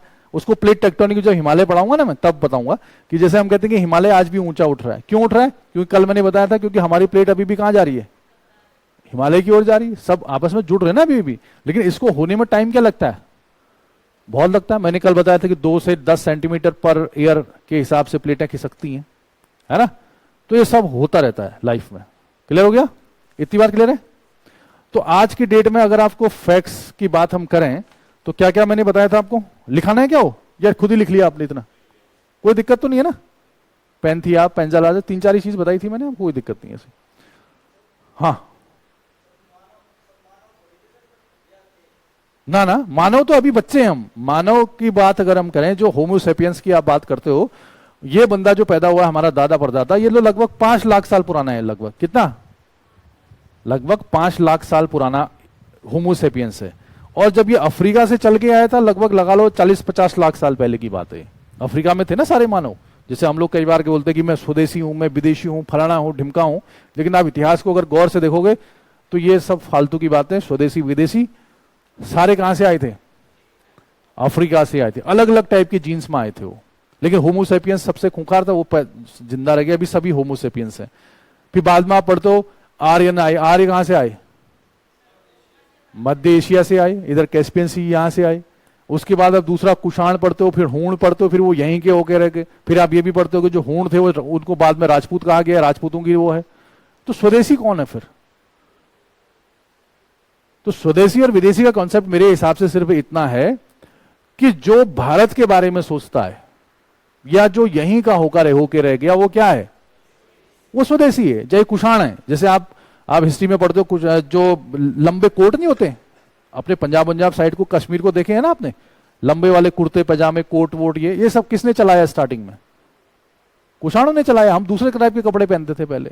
अब राजस्थान की ओर गर्मी अर्मी ज्यादा होती है, उसको इंडियन ज्योग्राफी पढ़ेंगे, वो लोग पगड़ी वगड़ी पहनते हैं, वो पुराना कल्चर है वहां का।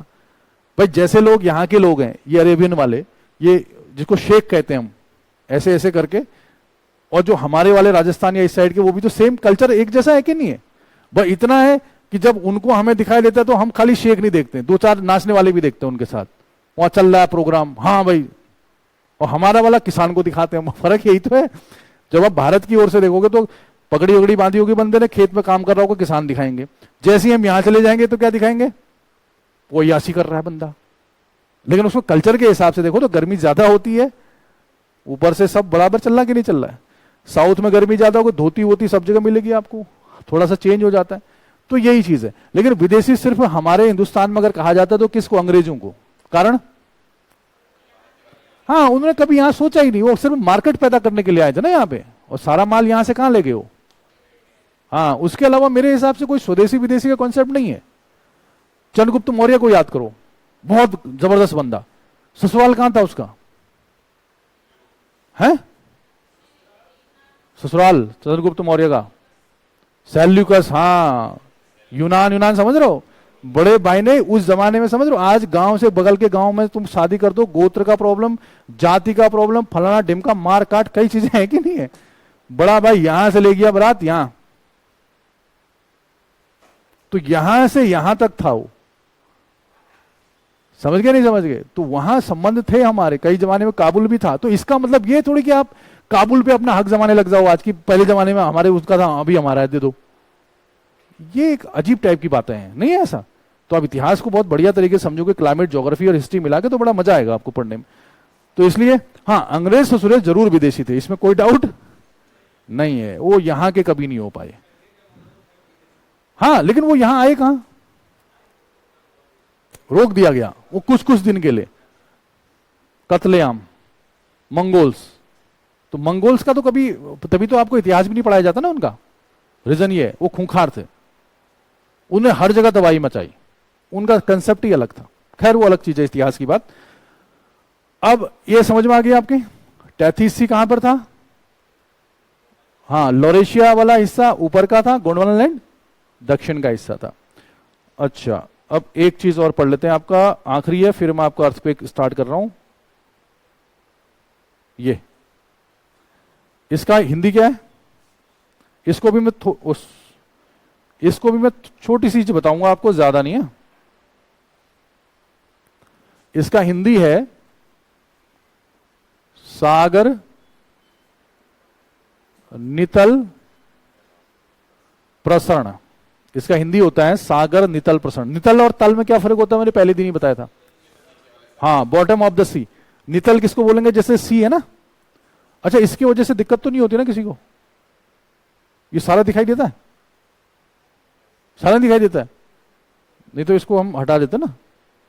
ऐसी दिक्कत होती किसी? ये चलता है? नहीं नहीं, उससे कोई, उसको यहां भी आ सकता है। मैं कहने का मतलब है जो ये है, ये इसको क्या बोलेंगे? हाँ, तल, सी लेवल कहते हैं। और जो गहराई में होता है उसको बोलते हैं नितल, या इसको हम तल बोलेंगे, गहराई वाला नितल।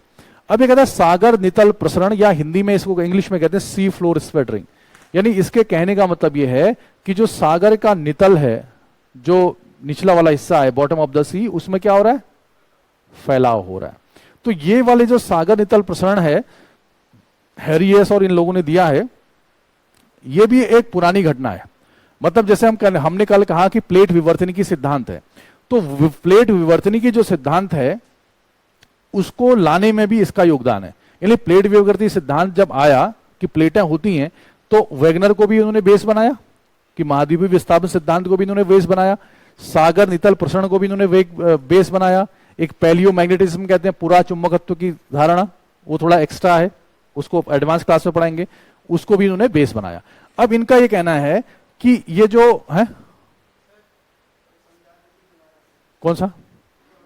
तल और नितल वाला? अच्छा ठीक है। हाँ यार, तुम इसमें एक स्क्रीन यहाँ, अच्छा जो ऑनलाइन वाले देख रहे हैं ना मुझे, तो यार मेरे पास वो नहीं है, क्या कहते हैं उसको, कि आप क्या पूछना चाह रहे हो करके, तो इसलिए आप जो भी है लिख के वहां बता दो, भाई मुझे बता देगा, तो मैं लिख ही देता हूं। आप जो जहां पर समुद्र है, जैसे आपने समुद्र में छलांग लगा दी ना, जहां से वो पानी स्टार्ट होता है उसको हम कहते हैं तल। मैंने लिख भी दिया, इसको क्या बोलते हैं? तल। और इंग्लिश में क्या बोलेंगे इसे? सी लेवल। इंग्लिश में इसे हम कहते हैं सी लेवल। क्लियर हो गया? अब आप समुद्र में पानी जहां तक है, वो जहां पर है वो सी लेवल है। उसके नीचे आप जमीन में चले गए, समुद्र के अंदर गहराई में जो जमीन है उसको हम कहेंगे क्या? नितल। इसको हिंदी में कहेंगे नितल। तो तल होता है ऊपर वाला और नितल होता है नीचे वाला, या bottom of the sea. English में ठीक है, हिंदी में थोड़ा सा फर्क पड़ता है, मेरे हिसाब से आप समझ गए होंगे। अच्छा, दूसरी बात, तो अब हैरी हेस टाइप के, यहां पर ध्यान देने की जरूरत नहीं है आपको, ये जो लिखा हुआ है, तो हैरी हेस ने दिया था, ये भी एडवांस का है, एडवांस क्लास का, लेकिन फिर भी थोड़ा सा बता देता हूं मैं। इसने, बड़े भाई ने ये कहा कि जो समुद्र का नितल होता है, जो बॉटम ऑफ द सी होता है, उसमें क्या होता है? फैलाव होता है, प्रसरण होता है, स्प्रेड करता हो। अब आप ये बताओ, जिन्होंने कल की मेरी क्लास करी थी, प्लेट टेक्टोनिक करता कि नहीं करता? कल नहीं बताया था मैंने? एक रिज बनता है, कटक बनता है, बताया था ना? कटक बनता है, नीचे से मैग्मा आता है, और धीरे धीरे मैग्मा उसको ऐसे ऐसे करता, तो फैलता कि नहीं फैलता? यही तो कह रहा है। यहां से ये क्या है? ये मैग्मा है, ऊपर को आ रहा है कल की क्लास का। अब यहां से आ गया ये महासागरी क्रस्ट है, महासागर, ये भी क्या है? महासागरी क्रस्ट है। तो धीरे धीरे जब फैलेगा ये, तो क्या होगा? फ्लोर बढ़ेगा नहीं बढ़ेगा? है कि नहीं है? और मैंने कहा था आपसे कि यहां पास में रिज बनेगा, और जैसे जैसे दूर जाओगे तो लावा क्या होता जाएगा? पुराना होता जाएगा, ठंडा भी होता जाएगा, पुराना, और यहां का लावा सबसे नया होगा। कल बताया था मैंने आपको सागर नितल प्रसरण, हालांकि इसको यहां पर पढ़ने की ज्यादा जरूरत नहीं है। अब देखो, इतना ही है ये। अब मैं इसको यहां पे इसलिए नहीं बता रहा हूं, इसको मैं एडवांस क्लास में क्यों पढ़ाऊंगा आपको, इसके पीछे रीजन है। एडवांस क्लास में क्या होगा, ये पढ़ दिया, पैलियोमैग्नेटिक पूरा चुंबकत्व आ जाएगा। इन चारों चीजों को, एक साइड होगा महाद्वीपीय विस्थापन का सिद्धांत, उसमें बोर्ड में एक साइड होगा प्लेट विवर्तनी का सिद्धांत, एक बार सागर नितल प्रसरण, एक बार पैलियोमैग्नेटिक्स। इन चारों को क्या किया जाएगा? एक साथ, हाँ, मिक्स किया जाएगा उसमें, कि इसमें ये कमियां थी, इस कमी को इसने दूर किया, इसका बेस ये था, इसने इसको बढ़ावा दिया। क्योंकि एग्जाम में चारों को मिक्स करके क्या आ सकते हैं? क्वेश्चन आ सकते हैं। मेरी बात समझ में आई कि नहीं आई? है कि नहीं? तो वो नीचे लिख देगा, जैसे वहां पे लिखेगा कि प्लेट विवर्तनी के बारे में क्या सही नहीं है या क्या गलत है। मान लो क्वेश्चन आ गया आपका यूपीएससी में, तो आपको लगेगा वाह, पहले जमाने में खुश हो जाओगे आप कि भैया मेरे तो प्लेट विवर्तनी की पढ़ चुका हूं, मेरे तो आ जाएगा क्वेश्चन। पहला वाला स्टेटमेंट मान लो जो मैंने पढ़ा दिया वो आ गया आपका, दूसरा वाला भी आ गया, तीसरा वाला स्टेटमेंट दे देखेगा वो पूरा चुंबकत्व के आधार पर, अब बेहोश समझ लो ना, तो वहां से उसको जोड़ देगा वो, या सागर नितल प्रसरण के आधार पर। ये बात समझ गए नहीं समझ गए? तो मैंने आपको प्लेट टेक्टोनिक का 80% लगभग पढ़ा दिया है, 70 to 80%, 20% नहीं पढ़ाया है पैलियोमैग्नेटिज्म वाला। ये बात समझ गए ना? इसीलिए सर ने, हमारे ईजी क्लासेस के जो डायरेक्टर हैं मनीष सर, उन्होंने इस क्लास को अलग अलग हिस्सों में बांटा हुआ है, ताकि स्टूडेंट को एक साथ लोड ना पड़े। नहीं तो हम कई बार बेहोश भी हो जाते हैं ना एकदम से। तो अभी आपका ये मेन मुद्दा ये है कि आपका इंटरेस्ट जगना चाहिए इस पे, समझ गए? और इतना भी अगर आप पढ़ लोगे ना जितना मैंने पढ़ा दिया, तो पीसीएस में इससे बाहर से क्वेश्चन नहीं आता। मैं सिर्फ यूपीएससी की बात कर रहा हूं एडवांस के लिए। क्लियर है? अच्छा, अब हम आगे बढ़े फिर। अब हम पढ़ते हैं किसको? भूकंप।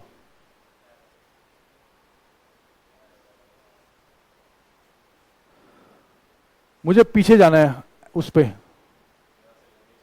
कहां से? नोट 5।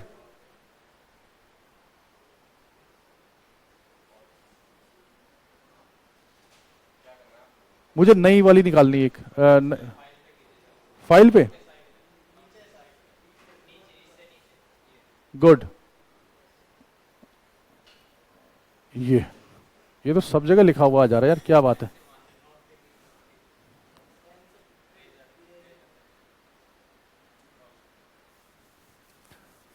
आपको लगता नहीं कि कितना बड़ा बेवकूफ आदमी है? ऐसा नहीं लगता कभी अंदर अंदर? है भाई? लग रहा है क्या? ये कम कैसे होगा अब? ये ना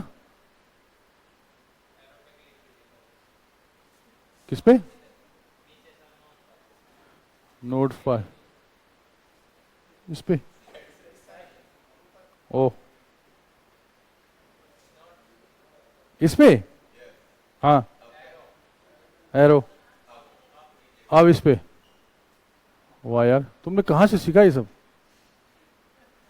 हाँ भाई, ये वाले को? हाँ। अच्छा, यहीं पे रहते हो? अच्छा, तभी तभी तो। और यूज करते होंगे इसको?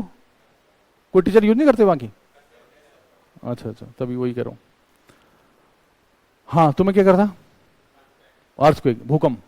अब देखो, आपको कितना परसेंट लगता है, जो नए स्टूडेंट है उनसे नहीं कह रहा मैं, जिसने 2 क्लास लगातार करी है, आपको कितना परसेंट लगता है कि आपको भूकंप आता है? मतलब जितनी भी चीजें हैं, क्या 50% जानते हो आप अर्थक्वेक के बारे में? अब इतना तो जानते ही होगे भाई। जैसे आपसे क्वेश्चन पूछ दिया जाए कि क्या है कैसा है, तो काफी चीजें जानते हो ना आप, क्योंकि मैंने पढ़ा रखा है आपको।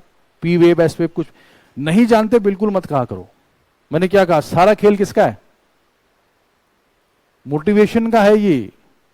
सारा खेल ही किसका है? हाँ। अब मैं क्रिकेट की बात इसलिए कर रहा हूं कि क्रिकेट में आप शौकीन होते हैं। अभी आपने सेकंड टेस्ट जीता देखा होगा जब इंडिया जीती थी, है ना? खाली बुमराह और वो क्या नाम है उसका, शमी की वजह से उनका मोटिवेशन लेवल इतना नीचे चला गया ससुरों का, किसका? अंग्रेजों का। वो हार गए, वो 150 रन में। बताओ, उन्होंने कहा इतने बड़े कैसे खेल गए यार ये? मतलब समझ रहे हो कोई चीज? अब वो क्यों खेल गए इसका हमें भी आज तक अंदाजा नहीं आया। आज तक नहीं खेले ना कभी खेलेंगे। तो कहने का मतलब ये है, पढ़ाई लिखाई में भी यही है। अगर आप आपके अंदर कॉन्फिडेंस है, आपको लग रहा है कि मैं ठीक लिख रहा हूं या लिख रही हूं, तो आपकी स्पीड अपने आप ही क्या होगी? बढ़ेगी। नए नए विचार आएंगे। और आप पहले से दबे रहोगे, दिमाग में नई चीजें नहीं आएंगी फिर। और जो आई भी हैं वो भी क्या हो जाओगे आप? भूल जाओगे। है ना? सारी चीजें यही तो है। हर चीज, हर स्टूडेंट का ना अपना अपना तरीका होता है। कई लोग गप मारने बड़े माहिर होते हैं, यहां की बात वहां से कई जगह 10 जगह से मिलाकर, तो लोग सोचते हैं कि कहां कहां इसका दिमाग घूमता है। नहीं बोलते ऐसा, लेकिन उसको पढ़ाई पे बिठा दो, खत्म है, वो कुछ पढ़ाई वढ़ाई नहीं करता। दिमाग तो है ही सबके पास। अब मुद्दा ये कि कौन कहां यूज करता है उसको। ठीक है? देखो, अर्थक्वेक, भूकंप। भूकंप का मतलब, हाँ, भू मतलब जमीन और कंप मतलब कंपन।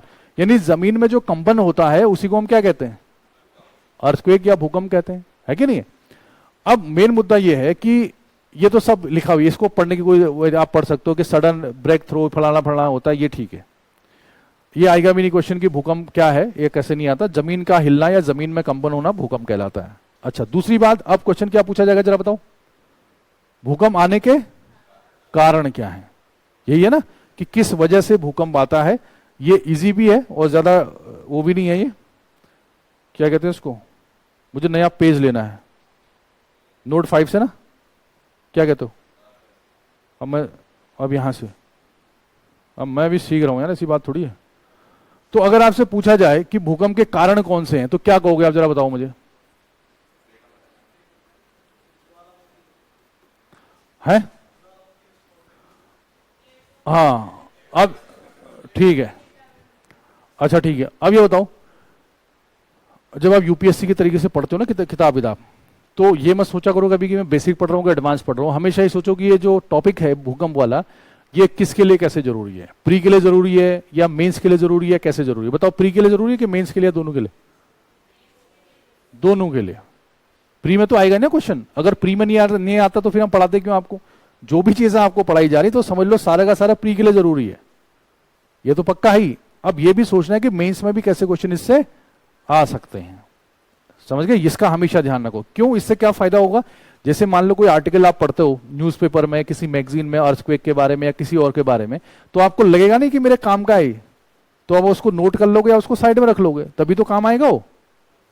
तो पता ही नहीं है कि हमें ये आएगा कि नहीं आएगा। अब देखो मेंस में क्या आएगा, प्री में क्या आएगा, ये मैं बता दूं।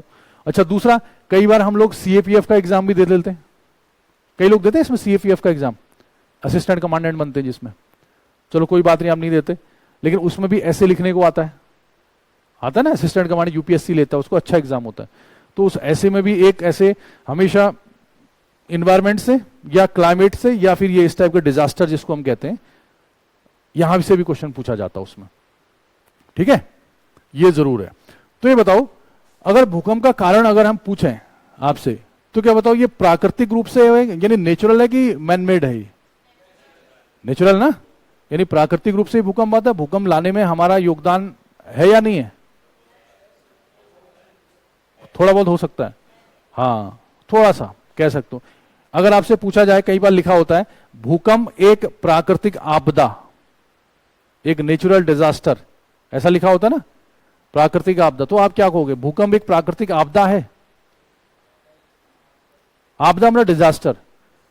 ये स्टेटमेंट मेरा सही है कि गलत है? हैं? हमेशा? कब सत्य नहीं होगा? हाँ, तो मानवीय आपदा हो जाएगी। देखो अब भावना को समझो, मैं कह रहा हूं कि भूकंप एक डिजास्टर आपदा है, ये लिखना सही है, या भूकंप एक प्राकृतिक क्रिया है, ये लिखना सही है? आपदा या क्रिया? एक नेचुरल एक्टिविटी या नेचुरल डिजास्टर? पढ़े लिखे लोगों के लिए क्या है? बन जाती है, हाँ ये आंसर सही है। तो लेकिन आप कहोगे क्या, अगर आप वो हो, क्या कहते हैं उसको, आशावादी हो, पॉजिटिव सोच रखते हो, तो क्रिया कहोगे कि आपदा कहोगे? हाँ, अब आप क्रिया कहोगे इसको, क्योंकि पढ़े लिखे लोगों के हिसाब से। बात समझ में आई ना? कई बार ऐसा लिखा हुआ था, भूकंप एक प्राकृतिक क्रिया या आपदा, आपदा या क्रिया, ऐसे करके। या आपसे कभी आप पूछ दिया जाता है लिखने के लिए 150 वर्ड, 200, 250 वर्ड में, तो भूकंप एक प्राकृतिक क्रिया या आपदा है, ऐसे टाइप से। अगर आपने कह दिया कि भूकंप एक प्राकृतिक आपदा है, डिजास्टर है, इससे लाखों लोग मर जाते हैं, फलाना ढिमका हो जाता है, तो जो एग्जामिनर है उसको क्या लगेगा? लगेगा ये नया नया है, ये इसको कोई खास पता नहीं है। नेचुरल क्रिया है, इसमें हमारा कोई, इसको लाने में हमारा इंडायरेक्टली योगदान है, बताऊंगा भी मानवीय क्रिया वाला, लेकिन है तो नेचुरली नहीं है, हम इसको रोक नहीं सकते हैं। भूकंप को आप रोक नहीं सकते हो फिलहाल, मतलब अगर कहा जाए। लेकिन अब आपदा कब बन जाती है? अगर नुकसान हो जाए तो वो क्या बन जाएगी? आपदा बन जाएगी, है कि नहीं है? तो कहने को ये कि नेचुरल एक्टिविटी है, नेचुरल एक्शन है, किसका? अर्थ का, इंटरनल फोर्सेज जो आंतरिक बल है उसके द्वारा ये आता है। लेकिन अगर इस क्रिया में अगर क्या हो जाए, जान माल का नुकसान हो जाए, लॉस किसी भी चीज का हो सकता है, पर्यावरण का, दुनिया भर का, इधर उधर का, इंसानों का, अगर ये नुकसान इसमें क्या हो जाए, इंक्लूड हो जाए, तो यही चीज अब क्या बन जाएगी? आपदा बन जाएगी। ये बात आप समझ गए कि नहीं समझ गए? तो आपका आंसर क्या होना चाहिए हमेशा, जब भी कोई चीज लिखो, मैं इसलिए इसको बता रहा हूं, जब भी आप कोई चीज पढ़ो, जैसे बाढ़, फ्लड, आप क्या कहोगे? बाढ़ भी तो एक आपदा ही है कहने को, क्योंकि नुकसान तो होता ही है ना। लेकिन उस बाढ़ को हम थोड़ा बहुत कंट्रोल कर लें तो वो क्या हो जाएगी? वो एक नेचुरल क्रिया हो जाएगी, है कि नहीं है? जैसे सूखा है, सूखा भी नेचुरल एक एक्टिविटी है, लेकिन उससे नुकसान कितना होगा अगर हम इरिगेशन के सिस्टम लगा दें बढ़िया से, जो कम पानी में भी फसलें पैदा हो जाती, तो हम उस आपदा को किस में बदल सकते हैं? क्रिया में बदल सकते हैं। बदल मतलब उसके जो नेगेटिव इफेक्ट्स हैं, जो उसके नकारात्मक प्रभाव हैं, उन प्रभावों को क्या कर सकते हैं हम? कम कर सकते हैं। तो इसलिए आपके आंसर लिखने का तरीका, मेंस के लिए बता रहा हूं या कहीं पर भी, आपके आंसर लिखने का तरीका हमेशा ही पॉजिटिव यानी आशावादी होना चाहिए, ऑप्टिमिस्टिक होना चाहिए। आप हमेशा यहीं से शुरुआत करोगे। जैसे जापान है, जापान के लिए भूकंप क्या है? आपदा है कि क्रिया है? हाँ, क्रिया ही है। वैसे आपने कब सुना कि जापान में एक 2013-11 शायद 2011 में एक वो विस्फोट हुआ था ना, ज्वालामुखी फट गया था, फिर बहुत सारी चीजें हुई थी, सुनामी आ गई थी। उसके अलावा कभी सुना है आपने कि जापान में भूकंप से 2000 1500 लोग मर गए? कभी सुना है? जबकि जापान में साल के 1500 भूकंप के झटके आते हैं। जापान में साल में कितने? 1500 के आसपास भूकंप के झटके आते हैं एक साल में। यानी वहां पे आदमी अलार्म नहीं लगाता। 365 दिन होते हैं, 1500 भूकंप आ रहे हैं, तो एक दिन के कितने झटके हो गए? लगभग 5। तो अलार्म लगाने की जरूरत है? अभी लेटा है, थोड़ी देर में भूकंप का झटका आएगा, उठा देगा। समझो ना मेरी बात। तो इतने सारे झटके आते हैं कहां पे? जापान में। तो कितने लोग मरते हैं? ना के बराबर। क्यों? टेक्नोलॉजी है, उन्हें मकान इस टाइप के बना रहे, अलार्म सिस्टम है, वो बहुत सारी चीजें हैं। तो जापान ने उस प्राकृतिक आपदा को, जबकि बिल्कुल सबसे खतरनाक जोन पे है भूकंप का, अगर हमारा जैसा इंफ्रास्ट्रक्चर यानी हमारी जैसी टेक्नोलॉजी जापान के बराबर हो जाए, मतलब जापान हम हो जाए, हम जापान हो जाए, टेक्नोलॉजी वही रहे, 2 दिन नहीं टिकेगा इंडिया, बेहोश वही सब है कि नहीं है? तो हमारे लिए भूकंप क्या है? आपदा है। जापान के लिए एक क्रिया है लगभग, लेकिन जापान ने उसको टेक्नोलॉजी के बेस पे किस में बदल दिया है? क्रिया में। जैसे इजराइल को देख लो आप, इजराइल में उतनी ज्यादा फैसिलिटी नहीं है खेती बाड़ी बहुत सारी चीजों की, है ना? लेकिन जापान ने इजराइल ने अपनी टेक्निक से खेती बाड़ी में कई सारे मामलों में, उसको वर्ल्ड ज्योग्राफी पढ़ाएंगे, वो जो भी चीजें हैं उनको एक कह सकते हो ना, आपदा को आप किस में कहते हैं? संभावनाओं में बदल सकते हो, ऑप्शन है कि नहीं है? तो ये चीजें आपको लिखनी होगी। नहीं, आपका आंसर हमेशा कैसा होना चाहिए? आशावादी होना चाहिए, और आपकी पॉजिटिव सोच झलकनी चाहिए लिखने में। समझ गए ना? जब भी आप लिखो तो, इसलिए मैंने इसलिए बताया आपको कि इस चीज को हमेशा आप ध्यान रखेंगे। ठीक है? तो अच्छा, अगर हम कहें कि भूकंप के कारण कौन कौन से हो सकते हैं, तो बताओ फिर सबसे पहले। ये तो सब जानते हो आप। हाँ, पहले सबसे बड़ा कारण प्लेट का टकराना, कल ही बताया था। तो पहला कौन सा है? प्लेटों में गति, है कि नहीं है? ये प्री के हिसाब से है, प्लेटों में गति यानी मूवमेंट ऑफ प्लेट्स। ये कल ही मैंने बताया। अब कल की क्लास अगर आप पढ़ोगे, मैंने क्या कहा था? आपके प्लेटें इधर से उधर खिसकती हैं, है ना? अभी अभी मैंने महाद्वीपीय विस्थापन का सिद्धांत आपको बताया था। महाद्वीप एक जगह से दूसरी जगह खिसक रहे हैं, कोई टूट के गिर रहा है, तो भूकंप के झटके तो आएंगे ही, आएंगे कि नहीं आएंगे? तो बहुत ईजी है, कोई दिक्कत। अब मैंने क्या कहा आपसे, अब 2 क्लास अगर आपने पढ़ ली है ना, अब ये बाद में बहुत ईजी होता जाएगा ये। अगर मैं सोचो, अगर आपको पिछली लास्ट की 2 क्लासें नहीं पढ़ाता और मैं सीधे शुरू कर देता, तो आप क्या कहते हैं? सर प्लेट क्या होती है? अब मैं बेहोश होता वहां, फिर मैं कहां प्लेट में जाता, पीछे जाए कि नहीं है? लेकिन अब आपको सारा क्लियर है। ठीक है? पुरानी 2 क्लास देख लेना। प्लेटों में गति, मूवमेंट ऑफ प्लेट्स से, समझ गए ना? ये है। अच्छा, दूसरा बताओ। बिल्कुल आपने सही बोला था अभी, वोल्केनिक एक्टिविटी यानी ज्वालामुखी का, इसको आप लिख भी सकते हो अपने हिसाब से, ज्वालामुखी क्रिया आप कह सकते हो। इसको भी बताने की जरूरत है क्या? है? हाँ कि ना? ये बताओ, इसको बताने की क्या जरूरत है? कोई जरूरत नहीं है। कल मैंने क्या बताया था? मैग्मा जो है, जो नीचे का सरफेस है हमारा प्लेट के नीचे, वो कैसा है? गर्म है। जो सॉलिड सरफेस है हमारा, इसके नीचे गर्मी बहुत ज्यादा है, 1200-1500 डिग्री सेल्सियस तापमान है। और वो हिस्सा कहां को आने को है? ऊपर को। अगर उसने नीचे के धरातल को तोड़ दिया, तो धरातल अगर टूटेगा तो हलचल तो होगी, और वही भूकंप है। दुनिया के बहुत सारे ऐसे भूकंप हैं जो ज्वालामुखी के फटने से आते हैं। जैसे इंडोनेशिया में देखो आप, बहुत सारे भूकंप मिलेंगे आपको। जापान का भूकंप बहुत सारे, कई सारे एग्जाम्पल हैं। एक क्राकाटोआ ज्वालामुखी है इंडोनेशिया में। कहां पे? इंडोनेशिया में क्राकाटोआ एक ज्वालामुखी है। अब कहां इंडोनेशिया रह गया, अभी बताऊंगा मैं दूसरे वाले इसमें। और कहां कौन रह गया? टर्की, इस्तांबुल, वहां तक उसकी आवाज सुनाई गई थी एक बार। ज्वालामुखी कहां फटा? इंडोनेशिया में। आवाज कहां गई? टर्की में, और उधर जापान में, टोक्यो में। तो सोचो, उतना बड़ा, और कई किलोमीटर तक, 25-30 किलोमीटर तक हवा के गुब्बारे चले गए। उसको उसमें भी पढ़ाऊंगा मैं आपको, वो उसके विस्फोट चला गया। तो जब उतना बड़ा विस्फोट होगा तो क्या होगा? भूकंप तो आएगा ही, आएगा नहीं? हजारों लोग मारे गए थे उससे। तो ये भी एक वोल्केनिक एक्टिविटी है। ज्वालामुखी अभी नहीं पढ़ाया मैंने, उसमें भी एक सब मिक्स होते जाएगा ये, तो फायदा मिलेगा आपको। तीसरा, ये नाम नहीं सुना आपने अभी, कह सकते हो थोड़ा बहुत, लेकिन उतना ज्यादा नहीं, कि फिर उतना बड़ा उल्का पिंड गिरेगा तो बेहोश भी करेगा, फिर उससे उल्का पिंड से मौत हो जाएंगी उतनी, है ना। ये है, थोड़ा बहुत हिलेगा। अब कहने को तो हम ऐसे भी कह सकते कि जैसे रेलवे क्रॉसिंग के बगल में हम रेलवे ट्रैक के बगल में सोए हुए हैं, ट्रेन जाती तो हिलता ना हो दद दद करके, वो ऐसा है।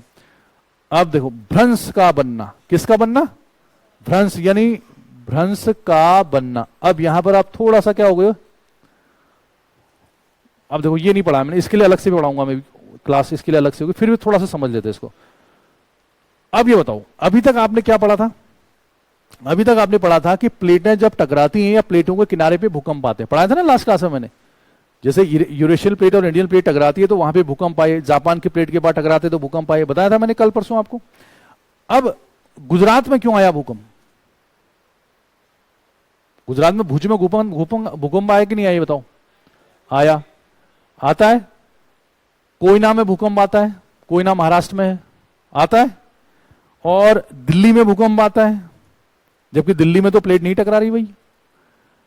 अब आप मेरी बात समझ गए होंगे। तो खाली जहां पे प्लेटें टकराती हैं, ऐसा नहीं कि वहीं पे भूकंप आएगा, वहां पे संभावना ज्यादा है और ज्यादा आते हैं, लेकिन अंदर भी तो भूकंप आता है। जैसे भुज का भूकंप है, वहां पे तो कोई प्लेट नहीं है ऐसी, या और भी जगह, बहुत सारी जगह है जहां पे भूकंप आते हैं। तो वो जो भूकंप होते हैं वो भी खतरनाक होते हैं। जैसे मैंने कोयना का भूकंप आपसे बताया, मतलब ये महाराष्ट्र वाला जो इलाका है, यहां पर भी भूकंप की संभावना है या भूकंप आते हैं कई बार। उसका कारण क्या है, फॉल्ट का बनना यानी भ्रंश का बनना। अब भ्रंश क्या होता है देखो, इसको थोड़ा सा समझ लेंगे, बाकी इसको अलग एक क्लास होगी इसकी, उसमें पढ़ाऊंगा। देखो फॉल्ट अंग्रेजी में पढ़ो, ये क्या है, फॉल्ट आ जाना, क्या मतलब हुआ फॉल्ट आ जाना, जैसे कहते हैं, हाँ मतलब टूट जाना। जैसे एक यहां से लाइट की सप्लाई हो रही है, ठीक है, लाइट जा रही, लाइट चले गई वहां, तो क्या बोलते हैं, फॉल्ट आ गया, नहीं कहते हैं, टूट जाना, है ना। अब ये मेरा हाथ है, ये है जमीन, सपोज ये जमीन है। अब इस जमीन में दबाव है कि नहीं, ऊपर से चट्टानों का दबाव है, तो जमीन की जो हालत होगी, हमारे जो नीचे चट्टान है उनकी हालत कैसी रहेगी, इतना ही ईजी रहेगा ये तो बिल्कुल, मतलब समझ लो कि 50 किलो का वेट आपने 1 घंटे से इस पे रखा हुआ है, तो कैसा होगा कंधे की हालत, हिल नहीं रहा हो, मतलब गिरने वाले हो आप। यही हालत है किसकी, रॉक्स की, चट्टानों की जो हालत है हमारे सरफेस पे, वो इतना ज्यादा उस पर दबाव है, प्रेशर है, एक के ऊपर एक चट्टाने हैं, तो वो कितनी ज्यादा उसमें क्या कहते हैं, टेंशन, टेंशन मतलब दिमाग वाला टेंशन नहीं, यहां पे टेंशन का मतलब है तनाव या खिंचाव, इस टाइप का। यानी ये हाथ है मेरा और मैंने इसको ऐसे रख रखा और इसके ऊपर मैंने 10 किलो का वेट रख दिया ऐसे। अब होने को ये सीधा दिख रहा है आपको, है कि नहीं है, लेकिन ये सहन कर रहा है 10 किलो 10 किलो कर, कितने दिन करेगा, ये भी एक लिमिट है। और मान लो 10 की जगह 12 हो गया, तो ये हल्का सा चू चू मतलब ऐसा हो सकता है, बैंड हो गया कि नहीं हो गया ये, यानी कुछ हिस्सा कहां चला गया, नीचे। बहुत बड़ी क्रिया भी हो सकती है और नीचे भी जा सकता है, जा सकता है कि नहीं जा सकता। इसी को क्या कहते हैं, फॉल्ट, इसी को क्या कहते हैं, फॉल्ट। बहुत बड़े हिस्से में होगा ये, ऐसा नहीं कि यहीं पर हुआ तो थोड़ा सा गड्ढा कर दिया हमने, पान का ऐसे थूक दिया उस पर, ऐसा नहीं है, मतलब बहुत बड़े एरिया में हो सकता है। जैसे हम कहते हैं नर्मदा तापी भ्रंश, नाम सुना है ना आपने, नर्मदा तापी नदियां रिफ्ट वैली में बहती हैं, भ्रंश घाटी में बहती है, सुना होगा आपने, ये थोड़ा सा रिफ्ट रिफ्ट नाम आते रहेंगे इसमें आगे। तो यानी ऐसा था और बीच का हिस्सा कहां धंस गया, नीचे। या कई बार ऐसा भी हो सकता है, जैसे ये है, ठीक है, ऐसे है और यहां पर तनाव पड़ रहा है, तनाव मतलब टेंशन है नीचे की ओर, ऐसे ऐसे करके। अगर एक हिस्सा नीचे जा रहा है तो ऊपर का हिस्सा उधर को भी तो जा सकता है, थोड़ा हो सकता है ना। जैसे आप उसमें भी देख लो, आप कंधा खिसक गया नहीं कहते किसी का, जैसे मान लो आपने कभी क्रिकेट की बॉल दी होगी, आप बहुत तेजी से मान लो बॉल देते हो कई बार, तो ये कंधे में दर्द नहीं हो जाता, या किसी ने वेट ज्यादा उठा दिया तो कहते कंधा खिसक गया। खिसकने का मतलब है कि जब आपने उसको उठाया तो टेंशन क्या हो गई, यहां पे ज्यादा होगी तनाव, तो हड्डी एक के ऊपर एक जा सकती नहीं जा सकती, ऊपर नीचे होता है ना, तो कोई हिस्सा ऊपर उठ सकता है, कोई हिस्सा नीचे। इसी से ब्लॉक पर्वत बनेंगे बाद में, नाम सुना होगा आपने, ब्लॉक माउंटेन्स पढ़ाएंगे बाद में, भ्रंश पर्वत। तो जो हिस्सा ऊपर उठ गया वो माउंटेन जैसा बन गया, जो हिस्सा नीचे चला गया वो वैली, नीचे वाला हिस्सा वैली, ऊपर वाला हिस्सा माउंटेन होता ना। तो अभी पढ़ेंगे हम, जब माउंटेन पढ़ाऊंगा मैं उसमें दोबारा आएगा ये, जैसे ब्लॉक पर्वत, रिफ्ट वैली, भ्रंश घाटी, नर्मदा तापी की नदियां भ्रंश घाटी में बहती हैं, समझ गए ना?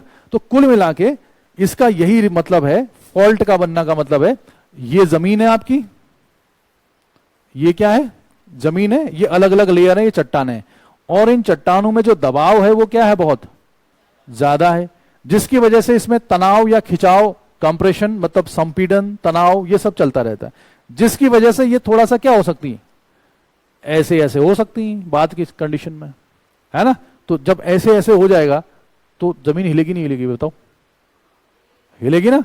हाँ, तो आपके एग्जाम में आएगा, इनमें से कौन सी क्रिया भूकंप नहीं लाती है? ऐसे क्वेश्चन आ सकता है कि इनमें से भूकंप किसकी वजह से नहीं आता है? तो आप ये सब से आता है, हम जो नहीं जानते वो इसी के बारे में नहीं जानते थे मेनली। अब एक होता है, एक रीजन और है, इसमें इलास्टिसिटी ये सब कुछ आएगा, इलास्टिक ये सेम चीज है, इलास्टिक होना मतलब खिंचाव, खींचने वाला। अभी एक चीज और है, जैसे वो कभी कभी आते हैं तो संतुलन मापक भूकंप, इसको मैं बाद में ऐसे पढ़ाऊंगा, लेकिन थोड़ा बहुत संतुलन मापक का मतलब क्या है? जो स्टेबिलिटी लाते हैं। जैसे होता क्या है कि कहीं कोई जगह है, बड़े पैमाने पे आएंगे, जैसे कहीं पर पर्वत इतना ऊंचा उठ गया है ना, और दूसरी ओर क्या है? सी है। इसको आप ऐसे देखो, कहां से? इधर से। अब इसको ऐसे देखो, जैसे मान लो कुछ ऐसा जैसा है, ये क्या है? सी है, समुद्र है ना?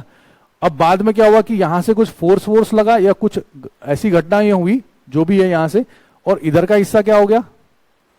ऊपर उठ गया। तो क्या बन गया? ये माउंटेन जैसा बन गया, पर्वत बन गया, नहीं बन गया? ऊंचा उठ गया। तो यहां पर भूकंप तो आएंगे ही, इतना बड़ा माउंटेन बनना तो दूसरा। लेकिन कहा जाता है कि जैसे ही कोई चीज ऊपर उठती है वैसे ही उसमें बारिश वारिश सब कुछ चीजें आएंगी नहीं आएंगी? जैसे हिमालय भी ऊंचा उठा है आज की डेट में, तो यहां से फिर पानी का फ्लो, पानी के साथ मिट्टी विट्टी का फ्लो कहां की ओर होता है?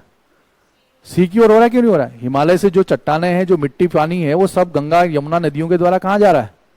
बंगाल की खाड़ी में जा रहा है। तो धीरे धीरे ये हिस्सा यहां जाएगा कि नहीं जाएगा? बताओ, है ना? यानी एक दिन सोचो, जो हिमालय पर्वत है फॉर एग्जाम्पल, उसकी सारी मिट्टी घुल के घट के कहां समा जाएगी? बंगाल की खाड़ी में। होगा कि नहीं होगा? एक दिन पॉसिबल होगा नहीं होगा? ये अब उसके लिए हम रहे ना रहे वो अलग बात है ना? तो अब ये जो सारा माल यहां डंप होने लगेगा ऐसे, तो बताओ एक दिन क्या होगा? हाँ, यहां ज्यादा हो जाएगा और यहां क्या हो जाएगा? कम हो जाएगा, नहीं हो जाएगा? तो यहां का वेट ज्यादा और यहां का वेट कम। ये अपने आप को क्या करेगा फिर? ये बैलेंस करेगा। कहेगा गड़बड़ हो गया भाई साहब, बैलेंस। यानी नेचर हमेशा अपने आप को क्या करता है? बैलेंस करता है। वो ऐसे करेगा, हम कहेंगे भैया भूकंप आ गया। ऐसे भी भूकंप आ सकते हैं बैलेंस करने के लिए, ठीक है ना? अच्छा ये बताओ, अब इतनी चीजें हमने पढ़ ली, क्या इंसानों का कोई रोल है भूकंप लाने में? है? कौन सा रोल है बताओ? अगर मैं ये कहूं कि मानव जनित भूकंप लिखना अच्छा होगा क्या? नहीं, प्रेरित, मैन इंड्यूस कह सकते हो, यानी मानव की जिसमें क्या हो, थोड़ी सी भूमिका हो। जैसे बताओ। हाँ, अब ये सब मिक्स है। जैसे हम कहते हैं ना कि वहां पे, कहां पे, ये अपना टिहरी डैम, टिहरी डैम बनाया था ना हमने, उत्तराखंड में टिहरी डैम है। तो हमने कहा कि टिहरी डैम बनना चाहिए नहीं बनना चाहिए? कई लोग विरोध करते हैं कि टिहरी डैम नहीं बनना चाहिए, बड़े बांधों का निर्माण हिमालय पर नहीं होना चाहिए। आपने सुना होगा ऐसा। अब मैं इसको क्यों पढ़ा रहा हूं ये वाली चीज? मैं ये आपको इसलिए पढ़ा रहा हूं थोड़ा सा, इसको बाद में, ये मेंस का टॉपिक है, ताकि आपके पढ़ने का तरीका थोड़ा सा चेंज हो। कहां पर से क्या, आजकल दुनिया भर का लैंडस्लाइड हो रहा है, क्यों नहीं हो रहा है? हिमाचल प्रदेश उत्तराखंड में भूस्खलन की घटनाएं हो रही है, यही सब मेंस में आता है। देखो ये हिमालय है, मान लो ये हिमालय पर्वत है, ठीक है? हिमालय पर्वत है, बढ़िया चल रहा है एकदम, कोई दिक्कत वाली बात नहीं है। अब हिमालय पर्वत नया पर्वत है, नया पर्वत मतलब अभी 3-4-5 करोड़ साल हुए हैं उसको, और उसके अंदर भूकंप की घटनाएं भी क्या होती हैं? ज्यादा होती हैं। और दूसरा, हिमालय के जो पर्वत हैं, ये इन पर्वतों का अपना अपना स्ट्रक्चर है, और प्रेशर तो सभी में लगी रहा, दबाव लग रहा है कि नहीं लग रहा है? तो जो फॉल्ट वाला सिस्टम है सब में हो रहा है, टेंशन तनाव सब में है। ऐसे में हम खूंखार इंसान है, हमने क्या किया? हमने कहा देखो बेटा ऐसा है, अब हम इसमें क्या बनाएंगे? डैम। हमने क्या किया? इस हिस्से में खोद के एक क्या बना दिया? बांध बना दिया, टिहरी डैम। गए हो कभी? है ना? एक काफी हिस्से में पानी का क्या कर दिया? इकट्ठा कर दिया। अब इस पानी को इकट्ठा कर दिया पूरा, क्या होगा इससे बताओ? यहां पर वेट ज्यादा होगा कम होगा? ज्यादा हो जाएगा, नहीं हो जाएगा? जली भार, हिंदी में कई जगह लिखा होता है जली भार, यानी वाटर का वेट। तो इसमें जो वेट है पानी का वो क्या हो जाएगा? ज्यादा हो गया। तो यहां की चट्टानों का जो टेंशन का स्तर है, तनाव का, वो क्या हो जाएगा? बढ़ जाएगा। अब जो ऐसे में थी 10 किलो का वेट था, इसमें 20 किलो का वेट रख दिया, कभी ना कभी तो ये क्या करेगी? इसको दिक्कत होगी नहीं होगी? किसी दिन ये अगर इसने कर दी तो दिल्ली में हो जाएगी, होगी कि नहीं होगी? ये बात समझ रहे हो ना मेरी आप? तो इसीलिए कहा जाता है कि इस टाइप का जहां पर ये जो सेंसिटिव जोन है, जो संवेदनशील क्षेत्र हैं, हिमालय जैसे क्षेत्र जहां पर भूकंप की संभावना ज्यादा है ना, तो वहां पर इतने बड़े डैम नहीं बनाने चाहिए कुछ, है ना। तो इससे क्या होता है, अब ये दोनों चीजें हैं, देखो भूकंप आ गया, भूकंप की वजह से डैम टूट सकता है, टूट सकता है कि नहीं टूट सकता? टूट सकता है। और भूकंप नहीं आया है, लेकिन इस डैम की वजह से भूकंप को बढ़ावा मिल सकता है। फॉल्ट वाला, प्लेट वाला नहीं, कौन सा वाला आ सकता है? दोनों आपस में चीजें प्रेरित है ना ये। अब यहां पर कोई ज्योतिष या कोई साइंटिस्ट नहीं कह सकता कि आज आएगा कि कल आएगा। इसमें भी अलग अलग साइंटिस्ट के अलग अलग विचार हैं। कुछ कहते हैं कि कोई फर्क नहीं पड़ता। जैसे अगर आप रशिया वालों से, चाइना वालों से पूछो तो चीन क्या है? चीन तो खूंखार है। चीन के वहां, हमारे यहां तो 2400 मेगावाट का डैम है, ये कौन सा? टिहरी डैम। चाइना में आपको 10-10 हजार मेगावाट के डैम मिलेंगे इसी टाइप के सरफेस में। वो कहते हैं मरने वाले मरेंगे, साले हमें क्या करना है। जैसे ट्रंप, अमेरिका का पुराना राष्ट्रपति, वो क्या कहते थे? वो कहते कोरोना कुछ है ही नहीं। ट्रंप दुनिया का पहला आदमी था, शायद आखिरी, जो कोरोना है ही नहीं बोलता था। 2-2 लाख 3-3 लाख आदमी मर रहे थे अमेरिका में, वो कहता नहीं कुछ नहीं है। तो समझ रहे हो? और ऐसे आदमी को चुना अमेरिका वालों ने, वो भी बहुत बड़ी बात है। अब कैसे सुन लिया मुझे ये भी नहीं पता। तो कुछ लोग इसको मानते, कुछ लोग नहीं मानते। आप मानोगे नहीं मानोगे? मानना पड़ेगा। अंदर कुछ भी विचार आ रहे हैं, आप यूपीएससी के स्टूडेंट हो, आपको हमेशा पर्यावरण के फायदे में लिखना है। भले अंदर से आप ट्रंप हो या कोई हो, या आप वो उसकी विचारधारा से सहमत हो, अपना उत्तर कोरिया वाला, नॉर्थ कोरिया वाला, वो जुल्फों वाला नहीं है भाई, क्या नाम है उसका, किम जोंग। आप भले अंदर से वो हो, लेकिन आपको दिखाना क्या पड़ेगा अपने आप को? गांधी, समझ गए ना? तो आपको गांधी टाइप का दिखाना पड़ेगा। तो कहने का मतलब है, तो जली भार की वजह से फॉल्ट को बढ़ावा मिल सकता है। अब मैं यही चीज आपको क्यों पढ़ा रहा हूं, मैंने क्यों बताया? अब आप जितने भी न्यूज़पेपर में जितने भी आर्टिकल्स पढ़ोगे, अब ध्यान दो, मैं इसलिए मैंने थोड़ा सा बताया इसको। आजकल दुनिया भर में लैंडस्लाइड के बारे में आ रहा कि नहीं आ रहा बताओ? हिमाचल में दिक्कत हुई है, कल परसों शायद वहां पे बेंगलुरु कर्नाटक में भी कोई प्रॉब्लम आई है, लैंडस्लाइड की घटना हुई है, कुछ लोग मारे गए वहां पे। तो भूस्खलन है, भूकंप है, इस टाइप की चीजें मेंस में लिखने को आती हैं, है ना, नए नए आर्टिकल्स आते हैं। अगर आप सीधे सीधे लिखते हो, अब देखो मैं लिखने की बात बता रहा हूं आपको, जैसे आप कह रहे थे लिखने में, अगर आप सीधे सीधे लिखते हो पुरानी टाइप की लैंग्वेज में, भूस्खलन वो है, ऐसा है, सरकारों को इस पर ध्यान देना चाहिए, लोगों को मिलकर काम करना चाहिए, भारत, हमें उम्मीद है कि भारत ऐसा करेगा, ये कैसा आंसर है? ये एकदम ऐसा आंसर है जैसे किसी नॉर्मल सभा में बोला जाता है। अब हमारे सामने श्री पुष्कर सिंह जी आए हैं, ये आपसे 2 शब्द कहने का कष्ट करेंगे। क्यों करेंगे? पर वहीं बैठे रह, कष्ट ही करना है। तो फिर वो आगे कहेगा सम्मानित फलाना फलाना, तीसरा भी यही कहता है, चौथा भी यही कहता है। तो ऐसी अगर कापियां लगातार एक साथ मिलती रही सबको, यही सब लिखते हैं, तो नंबर कितने मिलेंगे? ना मिलेंगे नंबर। बात समझ आई ना? तो आपको ऐसे चीजों में, इस टाइप की चीजों में लगता बहुत ईजी है कि यार भूस्खलन भूकंप तो कोई भी लिख देगा, लेकिन अगर वहां पर आप चीजें सही दो, सही चीजें, बड़ी चीज लिखो कुछ, मान लो नेशनल डिजास्टर मैनेजमेंट वालों ने कुछ कहा है, या किसी रिपोर्ट ने कहा है, या भारत की कुछ साइंटिफिक रिसर्च ने कुछ कहा है, नासा ने कुछ कहा है कि हाल में ये हुआ है, ऐसा ऐसा हुआ है, कोई बड़ी चीज, वहां से आप कोट करके लिखो कि अभी हाल में ये हुआ है, ऐसा हुआ है, तो एग्जामिनर को क्या लगेगा? गहरी जानकारी रखता है, कुछ पढ़ा है इसने। बाकी तो कोई भी लिख देगा यार, फालतू की चीजें। लिखेगा नहीं लिखेगा? आप लिखोगे जैसे हिमाचल में भूस्खलन हो रहा है, आज के दिन में लैंडस्लाइड हो रहा है, दुनिया भर की चीजें हो रही हैं, अब घिसा पिटा आंसर आप लिख रहे हो, पुराने बाबा आजम की किताबें पढ़ के, वही, वो क्या मतलब है उसका?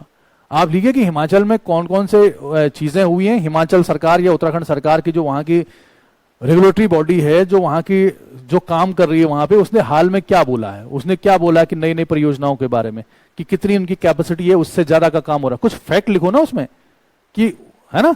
तो वैज्ञानिकों ने कहा है कि इतने से ज्यादा कैपेसिटी के डैम यहां पे या इस टाइप का नहीं बनना चाहिए, लेकिन बने कितने, इतने के बने, इसलिए ये घटनाएं बढ़ रही हैं। तो एग्जामिनर को क्या लगेगा, हाँ बंदे में क्या है, दम है। अब खाली लिख रहे हैं हमने प्रकृति को डस दिया है, हम नागराज हो गए हैं। अरे तुम साहित्य लिख रहे हो कि जीएस लिख रहे हो, ये बताओ यार, ऐसे नंबर ना मिली। समझो ना मेरी बात। अब आपको फैक्ट्स कंसेप्ट सब साथ साथ लेके चलना पड़ेगा, समझ गए ना।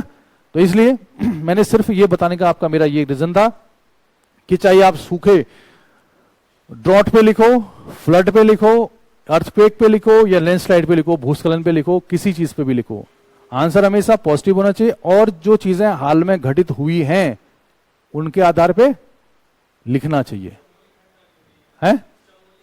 हाँ कोई भी, जैसे सूखे पे आप लिख रहे हो, अब सूखे पे लिखने के लिए आप आज से 10 साल पुरानी किताब पढ़ रहे हो, मान लो कोई किताब है आपके पास, 10 साल पुरानी किताब है और एडिशन उसका और पुराना है, उसमें लिखा हुआ है सूखा वो है जहां पर इतने से इतने सेंटीमीटर की वर्षा होती है, और सूखे के इलाके भारत में ये हैं। बंद कर दो ऐसी किताबों को। सूखा क्या है, कहां पूछ रहा भाई, सूखा क्या, कहीं क्वेश्चन आता है, आ भी गया तो आपको पता है। आप करंट का लिखो, नई नई मैगजीन से, किताबों से टीचर भी बताएगा कि हाल में इस इलाके में जहां ये घटना हुई है जिसकी वजह से ये हुआ है, और अगर भारत का कोई बड़ी संस्था है, कोई इंस्टीट्यूशन है, उसने ये बोला है कि ये इस वजह से, उसको कोट करो वहां पे, समझ रहे हो ना।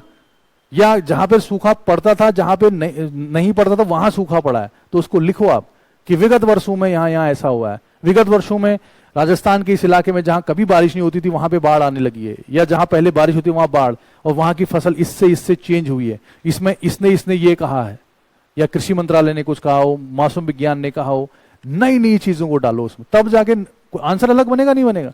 ज्यादातर स्टूडेंट क्या लिखते हैं, वही बाढ़ वो है जहां जनजीवन अस्त व्यस्त हो जाता है, यह कुछ और ही पूछ रहा है, कुछ और ही पूछ रहा है। जैसे एक अभी मैं देख रहा था इस पे, एक किसी भाई बंधु का था, इसमें वो था, किसी लिखा था ना औरंगजेब की नीति के बारे में, एक क्वेश्चन है उसमें औरंगजेब की नीति के बारे में। चलो स्टार्टिंग में मैं वो नहीं कह रहा, अगर वो पूछ रहा कि औरंगजेब की नीति क्या थी, तो डायरेक्ट क्या लिखो, औरंगजेब की नीतियां लिखो। औरंगजेब का जन्म ये हुआ था, उसके पिताजी ये थे, वो लाल रंग का कपड़ा पहनता था, इसकी जरूरत 150 वर्ड लिखना है। वो पूछ रहा है भूकंप के कारण और उपाय, डायरेक्ट लिखो वो, और बाकी अपने हिसाब से, समझ गए ना, टू द पॉइंट। अब वो 600 वर्ड या निबंध थोड़ी लिखना है उसमें, मेरी बात समझ रहे हो आप, तब जाके क्या आएंगे, नंबर आएंगे। बाकी फिर आप सब समझदार हो, बढ़िया। हाँ अब आगे बढ़ते हैं। तो मानव प्रेरित भूकंप ये हो सकते हैं, तो जैसे एक तो ये हो गया, हमने डैम बना दिया है ना। मानव प्रेरित भूकंप में क्या लिखेंगे आप, जैसे फॉर्मेशन ऑफ डैम। क्या सड़क बनाने से भी भूकंप की संभावना बनती है, रोड कंस्ट्रक्शन से? हाँ बिल्कुल, हाँ हाँ बिल्कुल बिल्कुल बिल्कुल। अगर मैंने पूछा है मानव प्रेरित, तो इसमें एक तो मैंने क्या बोला, फॉर्मेशन ऑफ, हम कह सकते हैं बड़े बांधों का निर्माण। भाई सड़क वड़क भी तो हो सकता है, नहीं हो सकता है क्या, कैसे? ये माउंटेन है, हिमालयी क्षेत्र है, पहले जमाने में सड़कें बनती थी, लेकिन कैसे बनती थी, हाथ से होता था, मैनुअल, है ना। छोटे मोटे एक आध बम हम लगा देते थे हम, बाकी काम किससे होता था, हाथ से होता था। तो पर्यावरण को नुकसान क्या होता था, कम। अब क्या हो रहा है, अब आपको 4 धाम यात्रा भी करनी है, आपको पर्यटन को भी बढ़ावा देना, यानी विकास और पर्यावरण दोनों आपस में क्या हो रहे हैं, टकरा रहे हैं। अब कंपनियां ये कहां की, जापान की, उसको ठेका मिला अरबों डॉलर का, करोड़ों डॉलर का। अब वो क्या करेगी, 4 दिन रुकेगी वो तो मशीन लाई है अपने साथ, और 2 खूंखार उनको भी लाई है, वो रंगा और भीमा, पुराने फिल्मों के जो बम लगाते हैं।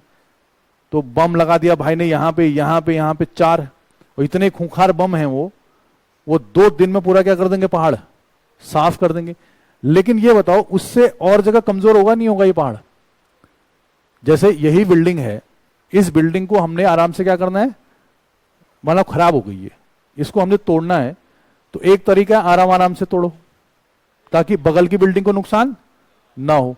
एक तरीका है शाम तक तोड़ के साफ कर दो। वो कौन सा तरीका होगा? लगा दो बम बड़ा वाला, उधर वाले भी 2 झटके वो लगेंगे, 2 दरारें वहां आएंगी, पता चला अगले साल उसको निकाल लें, फिर होगा कि नहीं होगा। तो यही चीज है, यानी आपका जो काम करने का तरीका है, जो डेवलपमेंट का तरीका है, वो इको फ्रेंडली होना चाहिए। कौन सा? पर्यावरण मित्र होना चाहिए। आज की डेट में हिमाचल प्रदेश में या उत्तराखंड में जितनी भी घटनाएं हुई हैं, किसकी? भूस्खलन की घटनाएं, लैंडस्लाइड की, उसमें प्रकृति का योगदान उतना नहीं है जितना योगदान किसका है? मानव का है। आपको देना पड़ेगा केस स्टडी, अगर आप मेंस में लिख दो कि किसी ने ये रिपोर्ट दी थी कि ऐसी ऐसी बात हुई थी, अब इसका वो है करके, अब वो सब बड़े बड़े बंगले लगा दे रहे हैं वहां पे। और जहां पर एक गाड़ी निकलने की जगह नहीं थी, सरकार ने कितनी गाड़ियों के लिए रोड बना दी वहां पे, कह रहे हैं 4 लेन का हाईवे बनेगा यहां पे। कैसे बन जाएगा भाई? तो पहाड़ों को खोद दोगे, पूरा पहाड़ पूरे खोद दिए ना इन लोगों ने, तो लैंडस्लाइड तो होगा ही उसके बाद। तो लैंडस्लाइड होगा तो उससे फिर क्या होगा? मिट्टी बह के कहां जाएगी? नदियों में। और नदियों में किसकी समस्या हो जाएगी फिर? मिट्टी। नदियों का जो पहले घाटियां इतनी होती थी, वो इतनी हो जाएगी, उसमें सिल्ट गाद की समस्या आ गई। अब क्या होगा? जरा सी बारिश होगी तो क्या हो जाएगा? बाढ़ आएगी, नहीं आएगी? तो लैंडस्लाइड है या भूकंप है या फ्लड है, ये पहाड़ों में सब एक दूसरे से क्या है? जुड़े हुए हैं, नहीं है? तो आपके सोचने का तरीका बिल्कुल एक जैसा सही सही होना चाहिए उसमें, और सारे क्वेश्चन बन जाते हैं इससे। और एक समय आप इस पर थोड़ा सा रिसर्च कर लो अपने हिसाब से, तो फिर आपको कोई दिक्कत ही नहीं आएगी, आप कहीं भी कोई भी आंसर लिख सकते हो। ठीक है? तो रोड बनाने से, सड़क और सुरंग बना दे रहे हैं हम, जैसे कई बार हम बड़े खुश हो जाते हैं कि भाई साहब वहां सुरंग बना दिया। आज कुछ सुरंग तो बननी भी चाहिए, जरूरी है, स्ट्रेटेजिक पॉइंट ऑफ व्यू से, आर्मी के हिसाब से होती है, लेकिन उससे पर्यावरण को कितना नुकसान होता है ये भी तो ध्यान में रखा जाना चाहिए, है कि नहीं? यानी आप जो भी तकनीक अपनाओ वो क्या होनी चाहिए? इको फ्रेंडली होने चाहिए। हाँ, उस चट्टानों को ध्यान में रख के ये होना चाहिए। अब जैसे परमाणु बम का विस्फोट है, उससे भी क्या है? भूकंप पैदा किए जा सकते हैं। हालांकि जैसे परमाणु बम का हमने विस्फोट कर दिया तो उससे उस समय तो जमीन हिलती है, एनर्जी निकलती है, लेकिन अगर जमीन को आप हिला रहे हो इस टाइप से तो क्या होगा? बाद में जो चट्टानें वो कमजोर नहीं हो जाएंगी, वो है कि नहीं है? तो मेनली मुद्दा ये है कि आप, भूकंप का मतलब ये है कि जैसे ये बोर्ड अभी क्लियर है, ठीक है, अगर हर टीचर आके इसमें एक झटका ऐसे दे दे, ये बहुत बढ़िया बोर्ड है, बढ़िया, वो एक दिन क्या कहेगा? ये वो निकाल नीचे, तो धीरे धीरे हम उसको क्या कर रहे हैं? कमजोर कर रहे हैं। ठीक है? ये है। क्या ब्रेक चाहिए क्या? या 2 बजे या 1 बजे? कितने बजे? चलो, इससे पहले मैं एक चीज और बता देता हूं आपको, प्री वाली चीज। ये बात समझ में आई ना आपके? जो मैंने अभी बताया आपको 10-15 मिनट ये बकवास करी मैंने, इसका सिर्फ एक मकसद था कि जब भी आप कोई किताब पढ़ते हो तो उसमें आपको किन चीजों पे ध्यान देना है। सुप्रीम कोर्ट क्या कह रहा है भारत का, है ना? राष्ट्रीय आपदा वाले क्या कह रहे हैं, कौन सा मंत्रालय खेतीबाड़ी वाला क्या कह रहा है, खास तौर पे उसको लिखना पड़ेगा वहां। ठीक है? अच्छा, अब मान लो ये अर्थ है आपका, वो अर्थ ऐसी कैसे होती है? मतलब पूरी है ना? ये पृथ्वी है और यहां पे आप बैठे हुए हो, मस्त एकदम माहौल है, ठीक है? और सपोज यहां से भूकंप आ गया। भूकंप हमेशा कहां से आएगा? अंदर से आएगा। इंटरनल फोर्सेस की बाहर वाले फोर्सेस से? इंटरनल, आंतरिक बलों से भूकंप आता है। तो मान लो यहां से भूकंप आ गया, और भूकंप जब आया यहां से, किसी जमीन से नीचे से आ गया, तो मतलब यही है ना कि जैसे मैंने इस पे मारा ऐसे तो ये हिलने लग गया। तो जहां से भूकंप आया तो क्या कहेंगे इसको? एक क्वेश्चन है। हाँ, क्या कहेंगे इसको? फोकस। यही बिंदु क्या कहलाता है? फोकस। हिंदी में भूकंप मूल। मूल मतलब जड़, बेस। और तीसरा इसका एक नाम और है अंग्रेजी में, हाइपोसेंटर।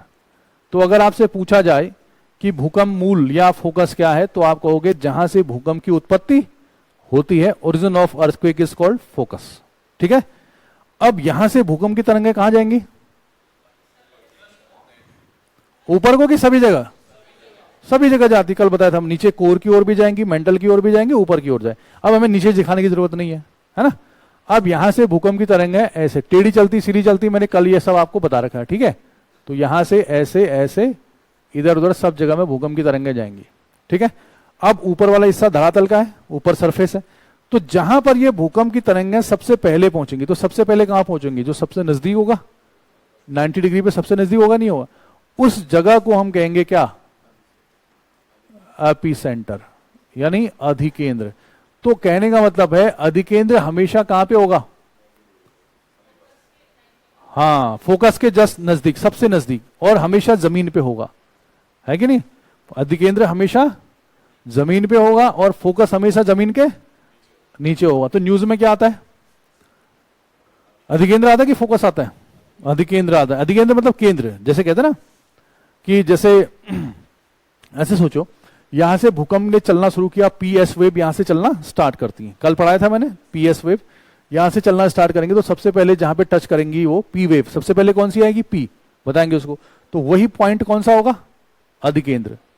तो ये बताओ नुकसान किसके आसपास ज्यादा होना चाहिए? अधिकेंद्र के आसपास होगा, नहीं होगा? इसके आसपास की जगहों पे नुकसान क्या होगा? ज्यादा होगा, अधिकेंद्र से हट के थोड़ा सा। न्यूज में क्या होता है, जैसे हम न्यूज को सुनते हो कई बार, न्यूज में आता है दिल्ली में भूकंप के झटके महसूस किए गए, मतलब महसूस किए गए जिसका केंद्र नेपाल के पास था, ऐसा आता न्यूज में। और जहां पर 50 टपक गए या 50 मर गए, ऐसा आता नहीं आता? तो ऐसा क्यों कहा उसने? जिसका केंद्र नेपाल के पास था और जहां 50 मर गए और दिल्ली में खाली महसूस किए गए। इसका मतलब क्या है? दिल्ली दूर है किससे? अधिकेंद्र से।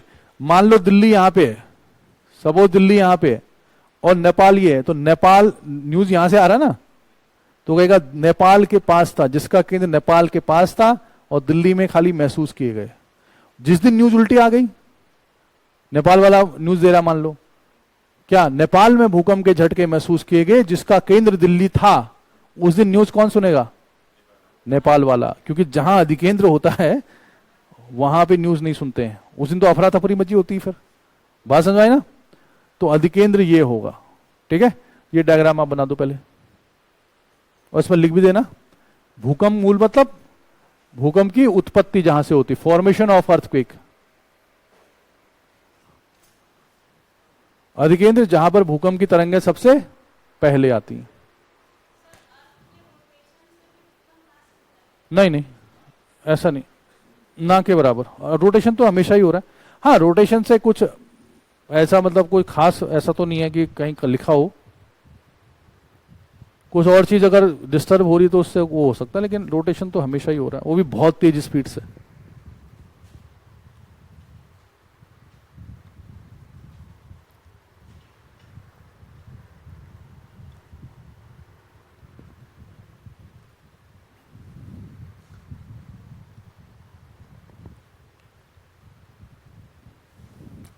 व्हाइट पेपर में लिखा करो सभी लोग हैं, देखो कई लोग व्हाइट में नहीं लिख रहे हैं अभी भी।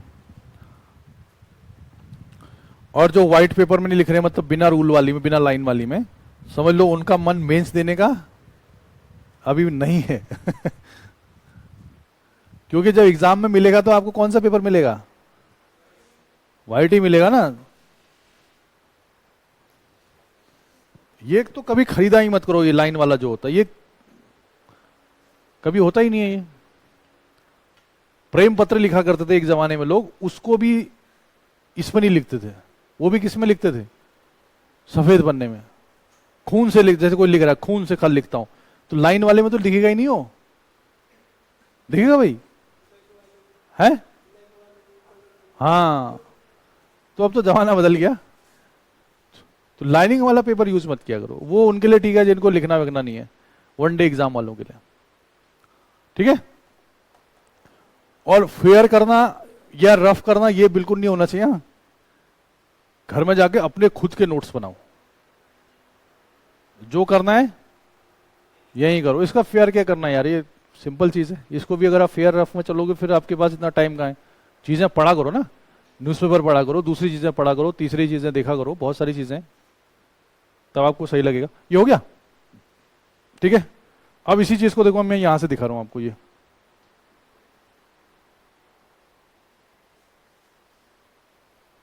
ऊपर कैसे जाएगा? यहां से? हाँ, गुड। ये क्या लिखा है? इसने लिखा है कि जो फोकस है, यानी ये पॉइंट, यहां से भूकंप की तरंगें आती हैं, है ना? अब ये है फोकस, ये क्या है? फोकस है। यहां से भूकंप की तरंगें आई, ठीक? और अब देखो इसने बड़ा बढ़िया बनाया, भूकंप की तरंगें कैसे जा रही हूं, ये है कि नहीं? सभी जगह गई और सबसे पहले जहां पे टच कर रही हूं वो क्या है? AP centre. वो क्या है? AP centre. और इसने एक बड़ा अच्छा भी एग्जांपल दिया है, इसने कहा फॉल्ट। फॉल्ट मतलब भ्रंश, जो भी पढ़ाया था ना मैंने, यानी ये देखो ये हिस्सा क्या हुआ, एक दूसरे से ऐसे हो गया, देखो ये हिस्सा नीचे चला गया, ये हिस्सा ऊपर, और ये जो घटना हुई है, ये इस टाइप की जो घटना हुई है, ये यहां पर है इसका मेल पॉइंट, कहां पे, देखो ये हिस्सा ऊपर चढ़ गया और ये हिस्सा नीचे, इसका मेन कहां से हो रहा है, यहां से, तो यहां से फिर चीजें बढ़ रही हैं आगे। जैसे सीधी सी बात है, आप इसी पे एक ऐसे मार दो, ये तो मार मैं यहां पे रहा हूं तो फोकस यही तो होगा, अब इसके बाद कहीं को ज्यादा हिलेगा या कहीं को कम हिलेगा, तो फोकस वो पॉइंट है जहां से हम भूकंप पैदा होता है। ठीक, अब ये देखो, अब अगर मैं ये आपसे कहूं कि जो भूकंप है वो कहां पर ज्यादा आता है, कहां पे कम आता है, तो इसमें कुछ खास तो अभी मैं बताता हूं आपको। चलो, सॉरी,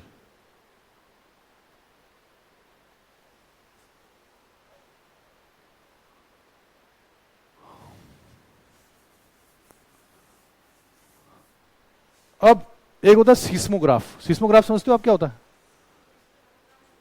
हाँ, भूकंप मापी।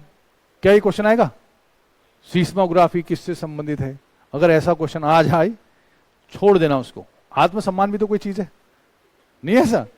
एग्जामिनर से कहो कि यार हम इतना घटिया क्वेश्चन हम नहीं कर सकते, हमें आता है, समझ रहे हो? इतना इजी क्वेश्चन कहा जाए सीस्मोग्राफ। सीस्मोग्राफ मतलब सीस्मिक वेव्स, भूकंप को जिसमें नापा जाता है उसको हम सीस्मोग्राफ कहते हैं। ये कोई बात नहीं, चलो छोड़ो, तो ऐसी चीजें लिखनी भी नहीं है। अब एक आदमी था फ्रांसिस रिक्टर या रिचर, उसने एक स्केल बनाया। देखो उसने एक क्या बनाया, स्केल बनाया, जिसको हम क्या बोलते हैं, रिक्टर स्केल, रिक्टर पैमाना। अब जब न्यूज में आता है कि भूकंप की तीव्रता इतना इतना मापी गई, तो सीस्मोग्राफ का नाम आता है कि रिक्टर स्केल का नाम आता है? हाँ, किसका नाम आता है? रिक्टर आता है ना, रिक्टर पैमाने पर भूकंप की तीव्रता इतना इतना दर्ज की गई थी, आता है ऐसा। तो जो रिक्टर स्केल है इस आदमी के नाम से है ये। तो अगर ये पूछा जाए, देखो जो असली क्वेश्चन आते हैं, ये है एक कैसा पैमाना, लघु गणकीय पैमाना, यानी इसमें जो नापा जाता है चीजों को, वो किस में नापा जाता है? लघु गणक में नापा जाता है ना, लॉग। और लॉग मैथ्स का सबसे टफ टॉपिक होता है, पता ही आपको, है ना। तो एक लॉगरिथमिक स्केल है, अब ये लघु गणकीय पैमाना है, लॉग के हिसाब से नापा जाता है। और दूसरी बात, ये किस क्या नापने के काम आता है? भूकंप की तीव्रता। इसमें लिख लो आप, यह एक लघु गणकीय पैमाना है रिक्टर स्केल में, it is a logarithmic scale. यह एक लघु गणकीय पैमाना है, लॉगरिथमिक स्केल लिखा हुआ है बोर्ड पे, लघु गणकीय पैमाना है, ठीक है। इसमें भूकंप की तीव्रता को नापा जाता है, for the measurement of seismic intensity. इसमें भूकंप की तीव्रता का परिमाप, भूकंप की तीव्रता का परिमाप नापा जाता है, for the measurement of seismic intensity magnitude. भूकंप की तीव्रता का परिमाप नापा जाता है, तो इंटेंसिटी नापते हैं। कहते हैं ना कि रिक्टर पैमाने पर भूकंप की तीव्रता 5 मैग्नीट्यूड दर्ज की गई, 6 मैग्नीट्यूड दर्ज की गई, ऐसा आता है ना इसमें। अब देखो ये क्या है, अब ये लॉग के हिसाब से इसको नापा जाता है। जैसे मान लो ये ए पॉइंट है, मान लो ए पॉइंट दिल्ली है, और बी पॉइंट जो है मान लो मुरादाबाद है, ठीक। और जो सी पॉइंट है ये समझ लो कहां पे है, अपने हिसाब से लखनऊ मान लो, ठीक है। ये दिल्ली है, ये मुरादाबाद है, ये लखनऊ है, ठीक है। अब दिल्ली में हमने कहा कि 4 मैग्नीट्यूड का भूकंप आया, कितने का? 4, रिक्टर पैमाने पर 4 का था, और यहां पे 5 का था, यहां पे 6 का था, ठीक है। तो कभी कभी एक नॉर्मल सा क्वेश्चन है कि इसके और इसके बीच में कितनी तीव्रता का अंतर होगा, या इसके और इसके बीच में कितने का अंतर होगा, जरा बताओ। ए और बी में कितना टाइम्स, कितना गुना ज्यादा तीव्रता का भूकंप आएगा? 1 गुना, 10 गुना, 100 गुना, 2 गुना, 4 गुना, 5 गुना? दिमाग लगाओ, है बोलो बोलो, सबको बोलना जरूरी है इस समय। कितना टाइम्स? बताओ बताओ। 1 टाइम्स, 10 टाइम्स, 2 टाइम्स, 100 टाइम्स, कितना है? एक गुना होता है? एक गुना तो होता ही नहीं है। कितना होगा? देखो भावना को समझो, इसका मतलब लॉगरिथमिक स्केल है, क्या है? लघु गणकी पैमाना है, तो लॉग की बेस कितनी होती है? हाँ, याद करो वो दौर जब आप लॉग वॉग पढ़ते थे, है कि नहीं है? अब अंदर नहीं घुसना है इसमें कि कैसे वो यूज करते हैं उसको। तो लॉगरिथमिक स्केल है ना वो, लघु गणकी पैमाना है, तो कितने का फर्क होगा? 10 का फर्क होगा। तो इसके इसके बीच में 10 गुने का फर्क होगा। एक 4 और 5 के बीच में कितने का फर्क है? 1 का। 1 का 10 गुना। यानी अगर आपसे कहा जाए कि दिल्ली में 4 का आया है और कहीं पर कितने का आया, तो यहां पर जितनी तीव्रता होगी उसका 10 गुना किसमें होगी? यहां होगी। बात समझ में आई कि नहीं आई? जबरदस्त झटका। आप ये नहीं कहोगे यार मेरे वहां 5 आया, तुम्हारे वहां 6 आया, एक ही तो कम आया। एक नहीं, कितना टाइम्स? 10। वो बेहोश हो जाएगा, वो सुनने लायक नहीं रहेगा वो। इसका इसका भी तो 10 ही होगा, होगा कि नहीं होगा? अब ये बताओ। हाँ, 100 गुना हो जाएगा ना, 10 गुना 10। तो कई बार ऐसे क्वेश्चन भी आ सकते हैं कि A अनुपात C कितना हो जाएगा? होगा कि नहीं होगा भाई बताओ? इजी है ना, लघु गणकी पैमाना है, लॉगरिथमिक। अच्छा बताओ, कहीं पर 5 का भूकंप आया है और कहीं पर 8 मैग्नीट्यूड का भूकंप आया है, तो बताओ कितने गुना का अंतर होगा? 1000। जितने का फर्क है, कितने का फर्क है? 3 का। तो 1 के पीछे कितने जीरो लगा दो? 3। 2 का फर्क है तो 2। क्लियर है ना चीज? ठीक है, ये बना दो आप। ये किसी एग्जाम में आया भी था क्वेश्चन, मुझे याद नहीं है कहां था। तो ऐसा भी होता है भाई कई बार।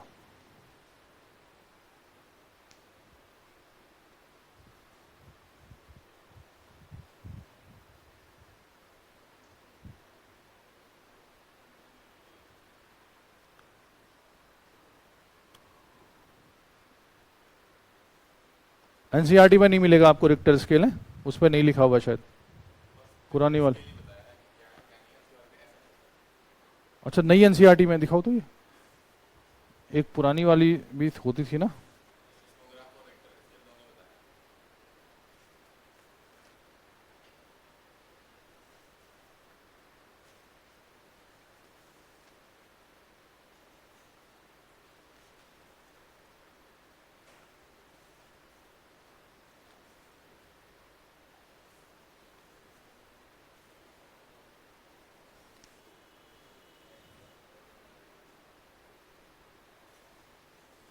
हाँ, इसमें दिया हुआ ठीक है, इसको पढ़ा करो आप।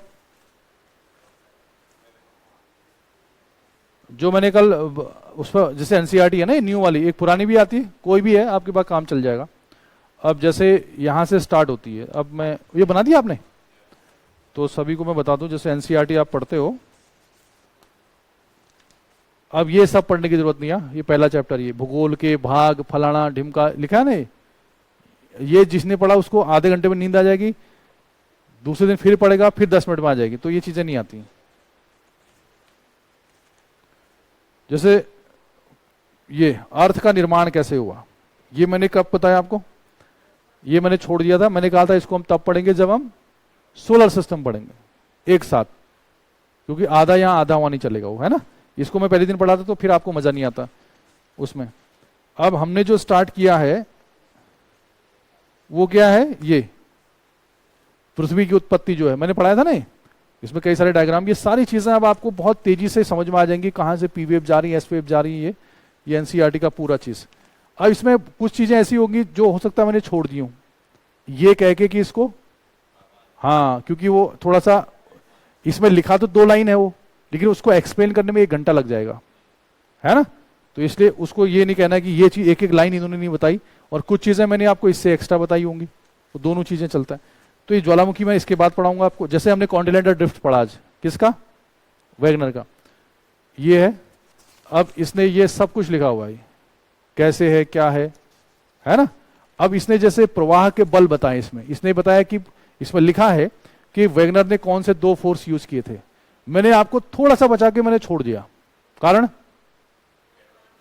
हाँ, मैं क्योंकि आप उसमें फंस जाते फिर आपको याद नहीं होता हूं। मैंने कहा कि जब मैं आपको बताऊंगा तो plate tectonic, continental drift, sea floor spreading और पैलियोमैग्नेटिज्म, ये सब एक साथ जब मिक्स करेंगे तब आपका फिर वो बढ़िया बनेगा। यहां पर खाली 2 लाइन लिखने से थोड़ी हो जाएगा, ये अंतर भी तो बताना है।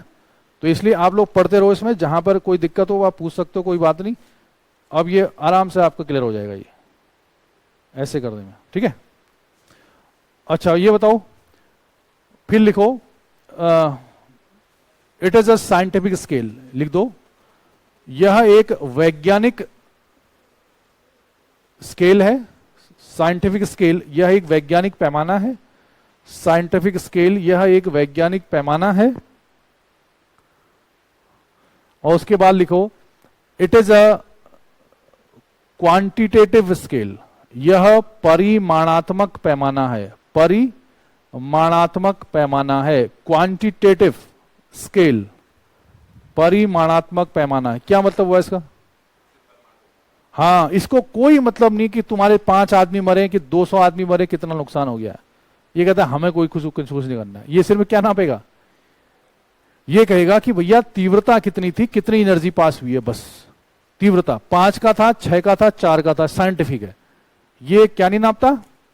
गुण नहीं नापता, गुणात्मक पैमाना नहीं है, ये परिमाणात्मक है, यानी क्वांटिटी नापता है।